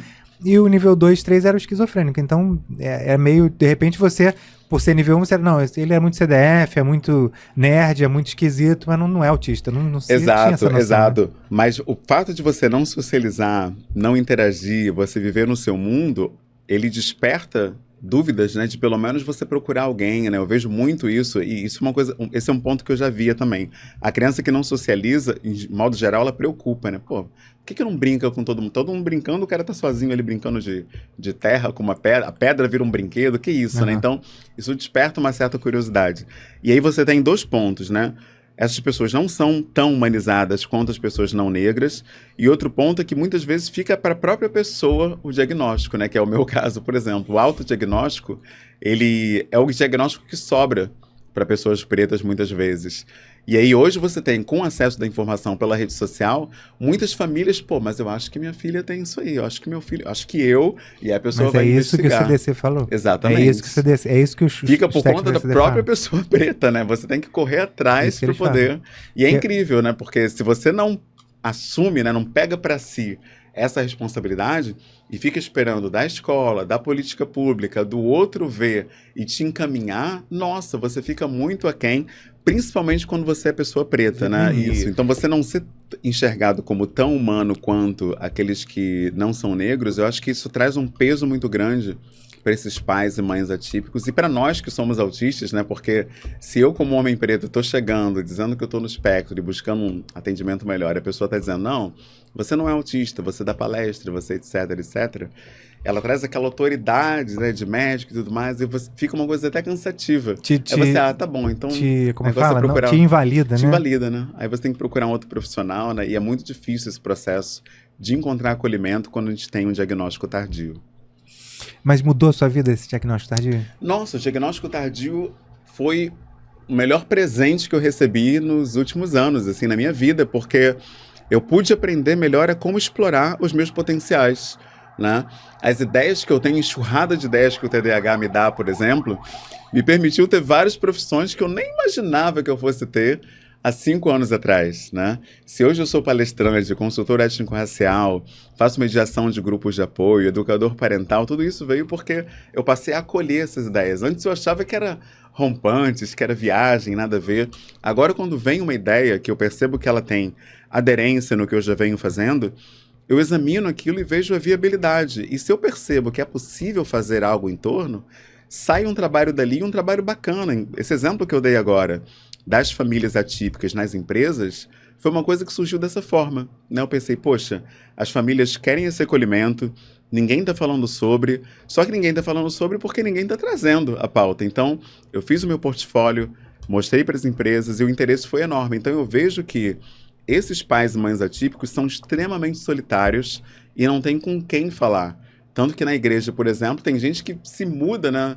E passa a fazer parte lá da igreja porque lá é um espaço onde tem gente falando sobre parentalidade atípica. Então, são muito poucos espaços ainda hoje, né, que abordam esse tema. Então, quem aborda, com certeza vai ter público, vai ter mercado, enfim. E daí vem até um problema, né, que na minha opinião é um grande problema, que você está tendo uma enxurrada de profissionais neurotípicos querendo falar pelos neuroatípicos. E isso está se tornando muito complicado porque a gente simplesmente não tem voz sobre aquilo que a gente está vivendo. Vão ocupar. Outro dia me convidaram para um seminário de inclusão de autismo e eu fui ver os palestrantes, ninguém é autista. Eu falei, pô, mas não tem autista palestrando mesmo? Aí o rapaz ficou triste, nem respondeu, enfim.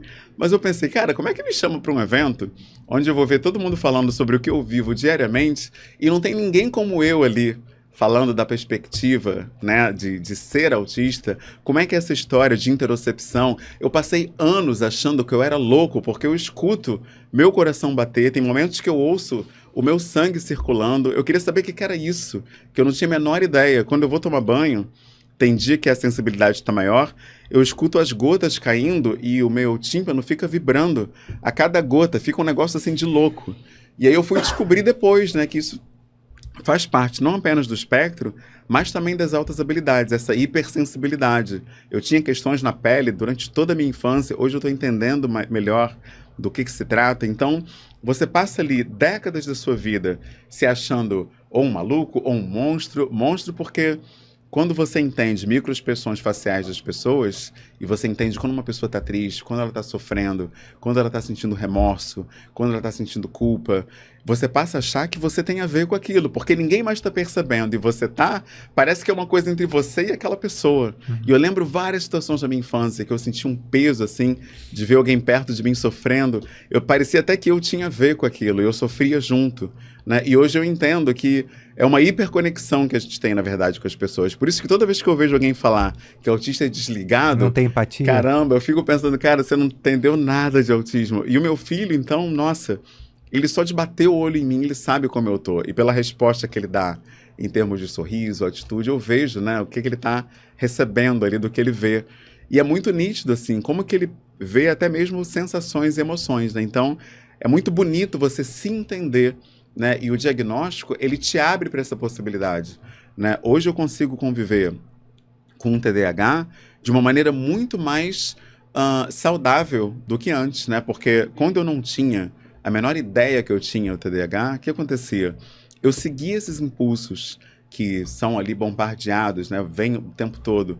Então eu tive vários tipos de vícios, por exemplo. Eu lembro que eu fui viciado em videogame. Teve um dia que eu joguei aquele Resident Evil por 5 horas a fio. Eu ficava ali vidrado naquilo. Eu não tinha noção que aquilo estava fora já do normal, né? Já tinha passado fliperama, né? Quantas vezes eu ia pra rua jogar e ficava o dia inteiro jogando aquele troço e já estava num campo da ordem do patológico, né? Mas eu não tinha repertório para entender dessa forma. Então hoje eu consigo olhar para trás e ressignificar tudo que eu passei. Eu lembro que eu tinha 8 anos apenas, minha mãe me deu uma fantasia num bailinho de carnaval. Ela me levou no bailinho, e aí quando eu cheguei lá, que eu vi aquela criançada correndo, aquela música, aquele caos, eu paralisei, assim, não consegui sair do lugar. E a minha mãe, poxa, você não vai dançar? Comprei a fantasia com tanto carinho, você não gostou? O que que houve? E ficou chateada. Pô, Humberto não dançou, não curtiu, comprei essa fantasia à toa. E eu não sabia explicar pra ela por que eu não consegui dançar, me envolver, engajar. E hoje eu sei que foi aquele hiperestímulo daquele ambiente. Aquilo me paralisou total. É como se tivesse Deu um shutdown, absolvido. desliguei. O botão foi, sabe, virou a chave e eu desliguei total ali. Hoje eu reconheço isso. Mas eu me senti na época super culpado. Poxa, minha mãe comprou fantasia. Eu falei que eu queria, porque eu achei bonita a fantasia do Homem-Aranha e tudo mais. Mas travei ali naquela festa. E aí hoje, né, 30 anos depois, eu entendo o que aconteceu ali aos meus 8 anos e me abraço, né? Um abraço ancestral, né? Que volta no tempo e me acolho. E o diagnóstico faz isso. Ele me faz olhar lá atrás, quando eu tive vício, por exemplo, 13 anos, entendo que, calma, devagar, cara, você tinha uma questão que te fazia ter um vício nessa dopamina fácil. Então, açúcar também, eu tive uma fase que eu tive compulsão alimentar, e quando eu bati 93 quilos, eu falei, não, pelo amor de Deus, 100, eu não aceito, 100 quilos não vai dar. E aí eu comecei a tentar, assim, de todas as maneiras possíveis, né, com exercício, dieta, me controlar, mas isso ainda foi antes do diagnóstico, foi em 2017, se não me engano. E depois, né, quando eu recebi o laudo, eu soube, pô, tá vendo? Aquilo lá atrás era compulsão. Você se sentiu você se absolveu da sua culpa, né? Exato, eu tava noivo, né? E eu tava, cara, como é que vai ser esse casamento? O que eu vou fazer? E aí minha esposa teve a ideia da gente fazer uma dança na cerimônia. Falei, cara, eu não sei dançar, como é que vai ser isso, né? Como é que vai ser uma dança na frente de todo mundo ali? E ela que não queria uma dança qualquer, né? Tinha que ser uma dança pra aquela dança, você tem né? que fazer a coreografia. Cara, e se eu cair, eu com um sapato ali engraxado? E eu tinha um momento que eu pegava a Tainá no colo e a gente girava. E eu ficava, cara, isso não vai dar certo. E aí a compulsão já tava... Falou alto ali naquele momento, e eu comia, e o peso foi subindo. E a roupa pronta. E aí depois eu vi isso, né, que realmente o que aconteceu naquele momento foi essa questão da compulsão que estava, né, em cena. E eu não tinha nem repertório para entender isso, né, porque não se falava sobre compulsão alimentar, não se falava sobre... Até mesmo autismo ainda não era um tema assim tão... visibilizado, especialmente nas redes sociais. Então, quando veio esse diagnóstico para mim, em 2022, eu consegui voltar, sabe, no tempo e me acolher em diversas fases da minha vida, sabe? E é muito bonito esse processo, porque você tira uma carga de culpa, um você peso. se absolve, né? Exatamente, você se absolve, e não só olhando para essa parte negativa que eu estou trazendo, mas para essa parte positiva, como eu falei, ideias de empreendimento, coisas que você pode fazer para acolher outras pessoas, como utilizar essas altas habilidades, por exemplo, para algo que seja produtivo, positivo. Então, eu tenho pensado em várias formas de acolher nessas famílias neuroatípicas e também as famílias do coletivo Pais Pretos. A gente hoje está articulando com várias organizações desse país, né? Eu estou no Ministério Público dando aula de paternidades pretas na pós-graduação. Então é incrível, porque no Ministério Público eles conectam a gente a outras instituições. Estava vindo para cá, chegou um convite do Degase, dizendo que como a maioria dos internos lá são pretos e muitos deles são pais, se eu não gostaria de fazer uma roda de conversa com eles em agosto. Eu falei, nossa, que incrível, né? O Degás é uma instituição importantíssima, porque se a gente pensa em ressocialização desses jovens, a humanização é que tem que vir primeiro. Como é que é essa paternidade? Como é que é essa masculinidade? Vamos falar com esses jovens, que eles são muito mais do que menor, né? Como se fala, ou então sementinha, como algumas pessoas piores ainda classificam. São pessoas incríveis que cometeram erros, sim, em algum momento da vida, mas merecem uma oportunidade de ressocialização. Isso só é possível se elas forem enxergadas como iguais, né? Então, eu acho que a gente passa por muitas barreiras, sim, para acolher esse diagnóstico. Não é fácil, porque, como eu falei, né, masculinidade é ser capaz, é ser aquele cara que faz, acontece. Você pergunta a qualquer mulher, o que é ser um homem? O que é um homem desejável para você? O que a mulher vai dizer? O homem desejável é o cara que chega, faz, acontece, sabe o que quer. E quem lê sobre TDAH sabe que essa questão no córtex pré-frontal faz com que essa dificuldade da função executiva, de você decidir, é um dos fatos mais marcantes. Então, esse homem com TDAH quase sempre é um cara hesitante, um cara que não toma decisões assim rápido. Então, ele é visto nessa leitura como menos homem, porque é um cara errático, um cara que, vacila. Então, eu confesso para você que não foi tão simples receber o diagnóstico, principalmente quando me indicaram Ritalina. Porque eu cresci ouvindo, da minha mãe mesmo, tadinha, humilde, né? Ela falava, fulano toma remédio controlado, toma Gadernal, fulano toma tarja preta. E aí, quando eu vi Ritalina, que eu cheguei na farmácia... Que era tarja preta? Meu Deus! Eu lembro como se fosse hoje. A indicação foi em março, eu só consegui comprar um medicamento em maio, quase junho.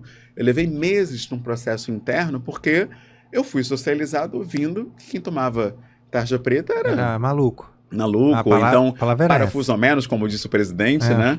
E aí você fica assim, cara, eu não vou comprar esse remédio, porque aí vão dizer que eu tomo tarja preta. Então, para mim foi muito difícil, mas graças a Deus, assim, eu consegui. Graças a Deus e a essas pessoas que eu falei, né, desse princípio de você se conectar com outros, eu encontrei força na fortaleza, nessa coisa da vulnerabilidade consciente. Falar das fraquezas com outras famílias e outros homens me ajudou demais, assim, porque eles falando também, eu fui ouvindo e vendo que não era só eu me sentindo assim, que era possível me acolher. E aí tomei coragem, fui lá, comprei a medicação e vi assim, o que ela faz, né? Principalmente para mim, assim, no meu caso, ela me ajuda muito nessa coisa da criatividade, de trabalhar com foco, né? De conseguir ter início, meio e fim numa atividade, que era uma grande dificuldade para mim, escrever uma palestra, escrever um capítulo de um livro. Então, graças a isso, hoje eu estou lançando agora, né? Dia 3 de agosto, o livro Pai Presente, que legal, falando dos desafios da paternidade. Na mesma semana, né, logo na sequência, 9 de agosto, tem um programa na TV específico de paternidade, e eu tô lá falando sobre o coletivo Pais Pretos, né?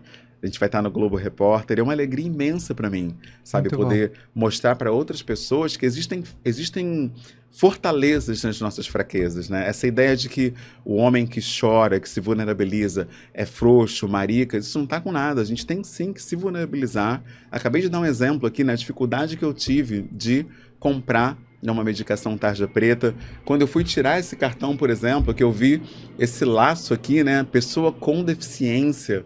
Quanta coisa que é dita, né, sobre quem tem deficiência. Essa é a nova carteira. A nova carteira. Ah, ela vem com um lacinho aqui em cima. Nossa, quando legal. Eu fui buscar, cara, foi um gatilho. Vê se eu consigo assim, mostrar na câmera. Dá pra tentar? Eu fiquei, meu Deus. Dessa daqui? É. Eu fiquei pensando, né? Como é que vai ser usar essa carteira? Olha que interessante, gente. Ela agora tá saindo com um lacinho. Do quebra-cabeça aqui em cima. E foi incrível, assim, que eu fui dar uma palestra em Brasília, num congresso de primeira infância, né? E aí vi que tinha prioridade, né, para pessoa com deficiência. E caramba, e agora? Uso ou não uso, né? Esse colar do girassol, né? Já que eu tô no podcast girassol. Uso ou não uso? Como é que é isso, né? E aí fui. E aí foi interessante, né? Os idosos me olhando igual o tio Sam. O que esse cara tá fazendo aqui na nossa fila? Esse cara tá falando. Tá me olhando. Que isso? Esse cara quer vantagem, né? Mas foi importante para mim. Porque eu não fiz isso por fazer. Essa coisa da espera, realmente, acho que por conta do TDAH, me desregula real. Ficar numa fila muito tempo, assim, é uma coisa que chega a um ponto que eu preciso encontrar alguma coisa para fazer. Eu vou sentar em algum lugar, eu vou fazer outra coisa enquanto a fila não anda, mas ficar ali na fila é um negócio que chega num momento... E o Apolo também é assim, o meu filho. Então, Eu percebo que para nós isso é uma necessidade. A prioridade realmente, ela não é benefício, vantagem, como muita gente fala, é uma necessidade. E as vagas de estacionamento também. Você fica rodando ali, girando, procurando uma vaga, uma criança desregula, você perde uma consulta. E não é só isso, né?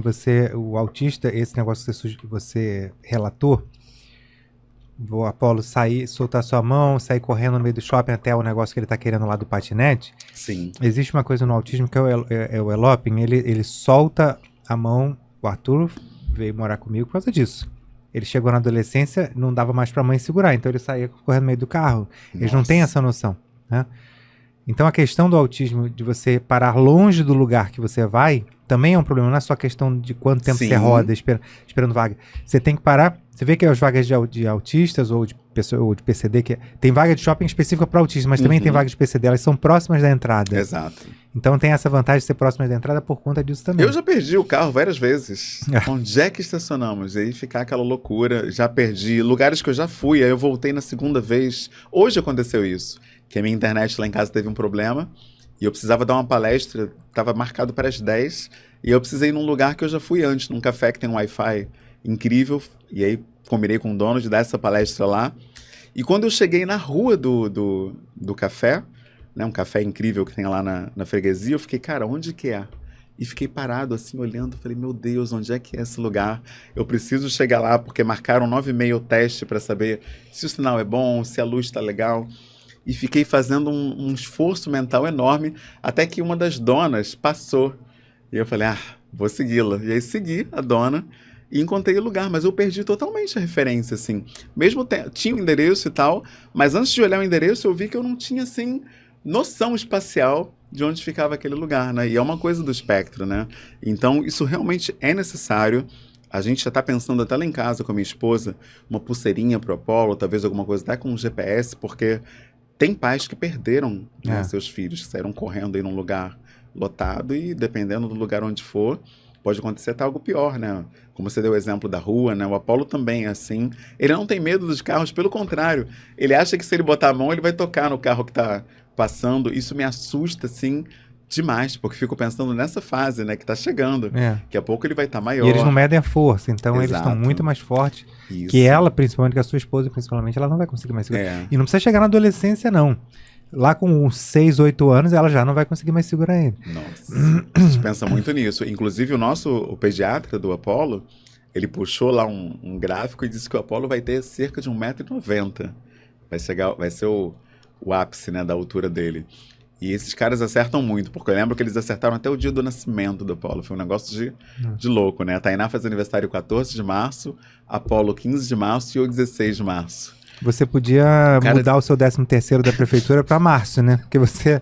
Vai ajudar. 3 festas. 3 festas no mesmo mês. Cara, mas foi incrível. Ele acertou a data com a Tainá gestante. Tipo, quando a gente descobriu, né? A primeira consulta. Ele disse o dia que ele ia nascer. Eu nunca vi um negócio desse.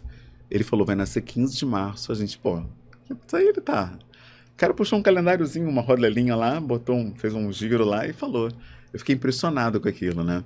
Então a gente percebe que acolher o diagnóstico é algo transformador não apenas para nós, né, mas para toda a sociedade, porque a sociedade percebe que isso que a gente chama, que eu estou chamando aqui de vulnerabilidade consciente, é muito potente. Só que a nossa cultura não vê isso como força, vê isso como fraqueza, né? Então a gente precisa até mudar a mentalidade das pessoas, né, e respeitar a pessoa no espectro, que eu conheço vários adultos que não assumem o próprio diagnóstico, inclusive para a família, por medo de sofrer capacitismo dentro de casa. Olha só, você não contar para sua companheira, para os seus familiares, para os colegas de trabalho que é autista, por medo de sofrer discriminação. Isso é verdade. E a discriminação, ela está arraigada demais, de fato, na sociedade, de tudo que você possa imaginar. Sim. Além da questão do autismo. Outro dia, só para corroborar com o que você está falando, outro dia eu postei um vídeo sobre sinais de autismo em bebês. Eu vi. E eu tive uma bebê nova agora, irmã deles, no casamento atual, tive uma filha, agora tá com 10 meses. Aí a gente foi fazer sinais de autismo bebê, que é esse vídeo que você viu. Ela ainda não tem sinais autistas, né, do autismo. Porém, a gente quis simular os sinais, a gente até colocou lá tarde vermelha, simulação para nada. Mas as pessoas não leem isso, paciência. Mas o fato é ganhei... não tem. E o vídeo tem 1 minuto só, a pessoa não presta atenção, mas tudo bem. E aí, comentário. Não foi só um, não. Teve alguns comentários nesse sentido. Não foi a maioria, mas teve alguns. Tá com sêmen estragado, hein? Terrível, né? Pra mim. Porque a do Arthur, o Vitor é terceira. Entendeu? Então, assim, a sociedade, de uma forma geral, ela é extremamente preconceituosa. Ela te... E o cara não quer saber se ele vai te... Não, assim, é porque eu não me... A gente já, pode hoje em dia já... emocionalmente Pode, se você estiver num período de culpa, né? De você estar se culpando e tal, para isso... Mas a sociedade é assim. É desse tem jeito. Religiões que acreditam em maldição de gerações e dizem que isso é uma igreja, maldição. Exato. Você vê como a igreja, que é o trabalho da pastora Aline é tão importante, e tem um cara também super que eu conheço, se quiser seguir, pastor Glauco, também maravilhoso, né, da metodista. Quando você vê pastores de igreja, né, pessoas religiosas, falando, e ele tem filho autista, falando, tem muito valor isso. Porque tem muita gente... E até pastores já vi falando que vão expulsar demônio, que vão não sei o que lá, gente. Humberto, quase 80%, pesquisas apontam que quase 80% dos pais abandonam as crianças. Você é um pai que mesmo antes do seu filho nascer, mesmo antes de você saber que ele seria atípico ou não, já estava buscando criar um coletivo de pais para apoiar pais a saberem ser pais. Exato. Mal sabia você que você já estava pronto. Para você buscando isso, já estava pronto, né? Um pai que busca isso já está... Será que... Olha que paradoxo, né? O pai que vai para se perguntar, será que eu vou ser um bom pai? Preocupado se vai ser um bom pai? Essa pergunta já é a resposta para isso. Ele já está... se não fosse, não estava perguntando. A própria pergunta já traz a resposta. Mas 70 a 78% dos pais abandonam as mães. Não é separar, divórcio. Ele vai embora e não querem saber do filho. Você ficou, descreveu momentos de alegria com seu filho, por exemplo, esse do patinete. São momentos únicos que ficam, né? Nossos filhos ensinam a gente o sentido da vida. Qual a mensagem que você deixa para um pai que abandonou? O que você fala para ele? Olha, a gente tem 67 milhões de mães nesse país, e desses 67 milhões, 31% são mães solo. A gente tem 5 milhões e meio de crianças sem o nome do pai no registro, né? E muitos homens acreditam que é esse nome no documento que vai conferir essa paternidade. Mas isso é o que menos importa para esses filhos, né? Quando o seu filho pensar em você... Ele não vai pensar no salário que você tinha, no nome que você deu, né, no status, nos brinquedos que você comprou, mas ele vai pensar em como você fez, né, ele se sentir. As nossas memórias afetivas são o maior legado, né, que a gente pode dar para os nossos filhos, né? E a gente fala muito sobre herança, né, uma preocupação muito grande com os bens, o que eu vou deixar para os filhos, mas o legado é mais importante, que é o que eu vou deixar nos filhos. E quando você simplesmente desaparece, você perde essa oportunidade de criar memórias afetivas com essas crianças, com esses filhos. Não só crianças, mas filhos adultos também constroem memórias afetivas incríveis junto aos pais. E você não está só dando. Eu acho que esse é o grande lance, né? A gente pensa que enquanto pai... Por essa visão de provisão da nossa cultura, o homem tem que ter os 3 P's, né? Provedor, protetor e procriador. A gente acha que a gente só vai entregar como pai. Mas, na verdade, o que a gente mais faz é receber. Os nossos filhos nos mostram formas de enxergar o mundo, maneiras, inclusive, de paternar. Eles são um manual de paternidade. Dizem que o filho não vem com o manual, o filho é o manual. Essa é a ideia. E a gente só consegue vivenciar tudo isso se a gente está ali. Você tem que estar perto, né? As pessoas pensam, por exemplo, que um bebê não percebe essa paternidade, que o bebê só se conecta com a mãe. Só que o bebê já sente o teu cheiro, o bebê já ouve o tom da tua voz, ele já sente o calor do teu corpo. Só que para sentir essas 3 coisas tem que ter proximidade. Você tem que estar perto para o bebê sentir teu cheiro, para ele sentir o calor do teu corpo e para ele ouvir o tom da tua voz. Então, não estar perto, não estar junto é se sabotar enquanto pai. Enquanto homem também, né? Porque, como eu falei, o provérbio africano ensina que uma pessoa através de outra pessoa. E essa pessoinha aí que você deu à luz, que você trouxe ao mundo, muitas vezes é quem vai te permitir ser a melhor versão de você mesmo. Eu jamais saberia que eu sou um homem autista se eu não tivesse tido o Apolo, por exemplo. Então, até nisso foi fundamental a paternidade para mim. E muito mais do que a paternidade, eu acredito que antes até mesmo do filho nascer, a possibilidade de ter ao seu lado uma mulher, uma pessoa, né, no caso dos casais que não são heteronormativos, uma pessoa que está disposta a dividir todos os momentos com você, isso também já é um grande portal para outras versões melhores de você mesmo. Eu lembro que muito antes do Apolo nascer, a Tainá já me ajudava a me entender como um homem melhor, um homem que podia se vulnerabilizar, se sensibilizar. A ideia do coletivo Pais Pretos, por exemplo, veio dela. Por que você não faz um grupo, né, com esses caras? Por que vocês não trocam mais? Por que vocês não dividem, né? Até porque a pandemia era um momento muito solitário. A gente ainda não tinha vacina, a gente estava com medo de todo mundo morrer dentro de casa, porque se dizia que o vírus vinha pelo ar. Então ela falou, poxa, faz um grupo aí para vocês trocarem. E assim nasceu esse coletivo. E foi incrível quando ele se fortificou realmente, né, em 2020, dando consultorias, enfim, que a gente conheceu gente desse Brasil inteiro. E eu vi que era possível ser melhor ainda com quanto mais pessoas eu pudesse ter contato. Eu descobri que é uma grande verdade essa ideia de que a cada pessoa que você contacta, você alcança uma nova versão de si próprio. E nesse ponto eu fico até com um pouco de inveja, né, de você que fala com tanta gente aqui no podcast, porque é na troca que a gente melhora, né? Então, o meu recado para esses homens é que vocês busquem não apenas os próprios filhos, mas também outros pais, presentes ou não. Os presentes para aprender a ser mais presentes ainda, e os que não são presentes para que vocês possam estimular esses homens para buscar esses filhos e buscar também, através deles, melhores versões de si mesmos, né? Eu poderia ficar 1 hora aqui só falando sobre aprendizados que o Apolo me deu e me dá diariamente, né? Principalmente por ser uma criança no espectro autista, né? Existem muitas singularidades no autismo que a nossa sociedade simplesmente não está preparada para ver, porque enxerga o autismo apenas como uma questão, uma deficiência, um problema, e não vê as potencialidades dele, como, por exemplo, no meu caso, né, do meu filho, a relação exclusiva pelo afeto, né?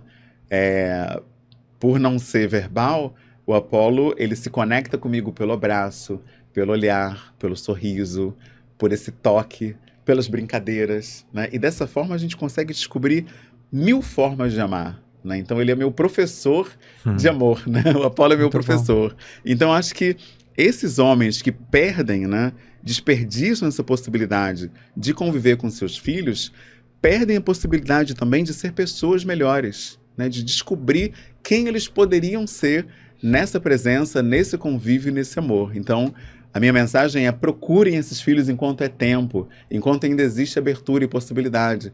Que pode ser que um dia a mágoa tome conta, né, do coração deles e eles nem queiram mais esse contato. E aí vai ficar muito mais difícil. Então, corra, porque a hora é essa. Não percam tempo. Humberto, brigadão por você estar aqui. Prazerzão receber você. Muito obrigado. Pessoal, obrigado por vocês terem acompanhado até aqui. A gente vai colocar aqui o @, do Humberto nas redes sociais, tá? Na edição. Sigam o Humberto, sigam a gente. Se você ainda não segue, siga, compartilha, ativa o sininho, se inscreve aí no canal. E até nosso próximo podcast.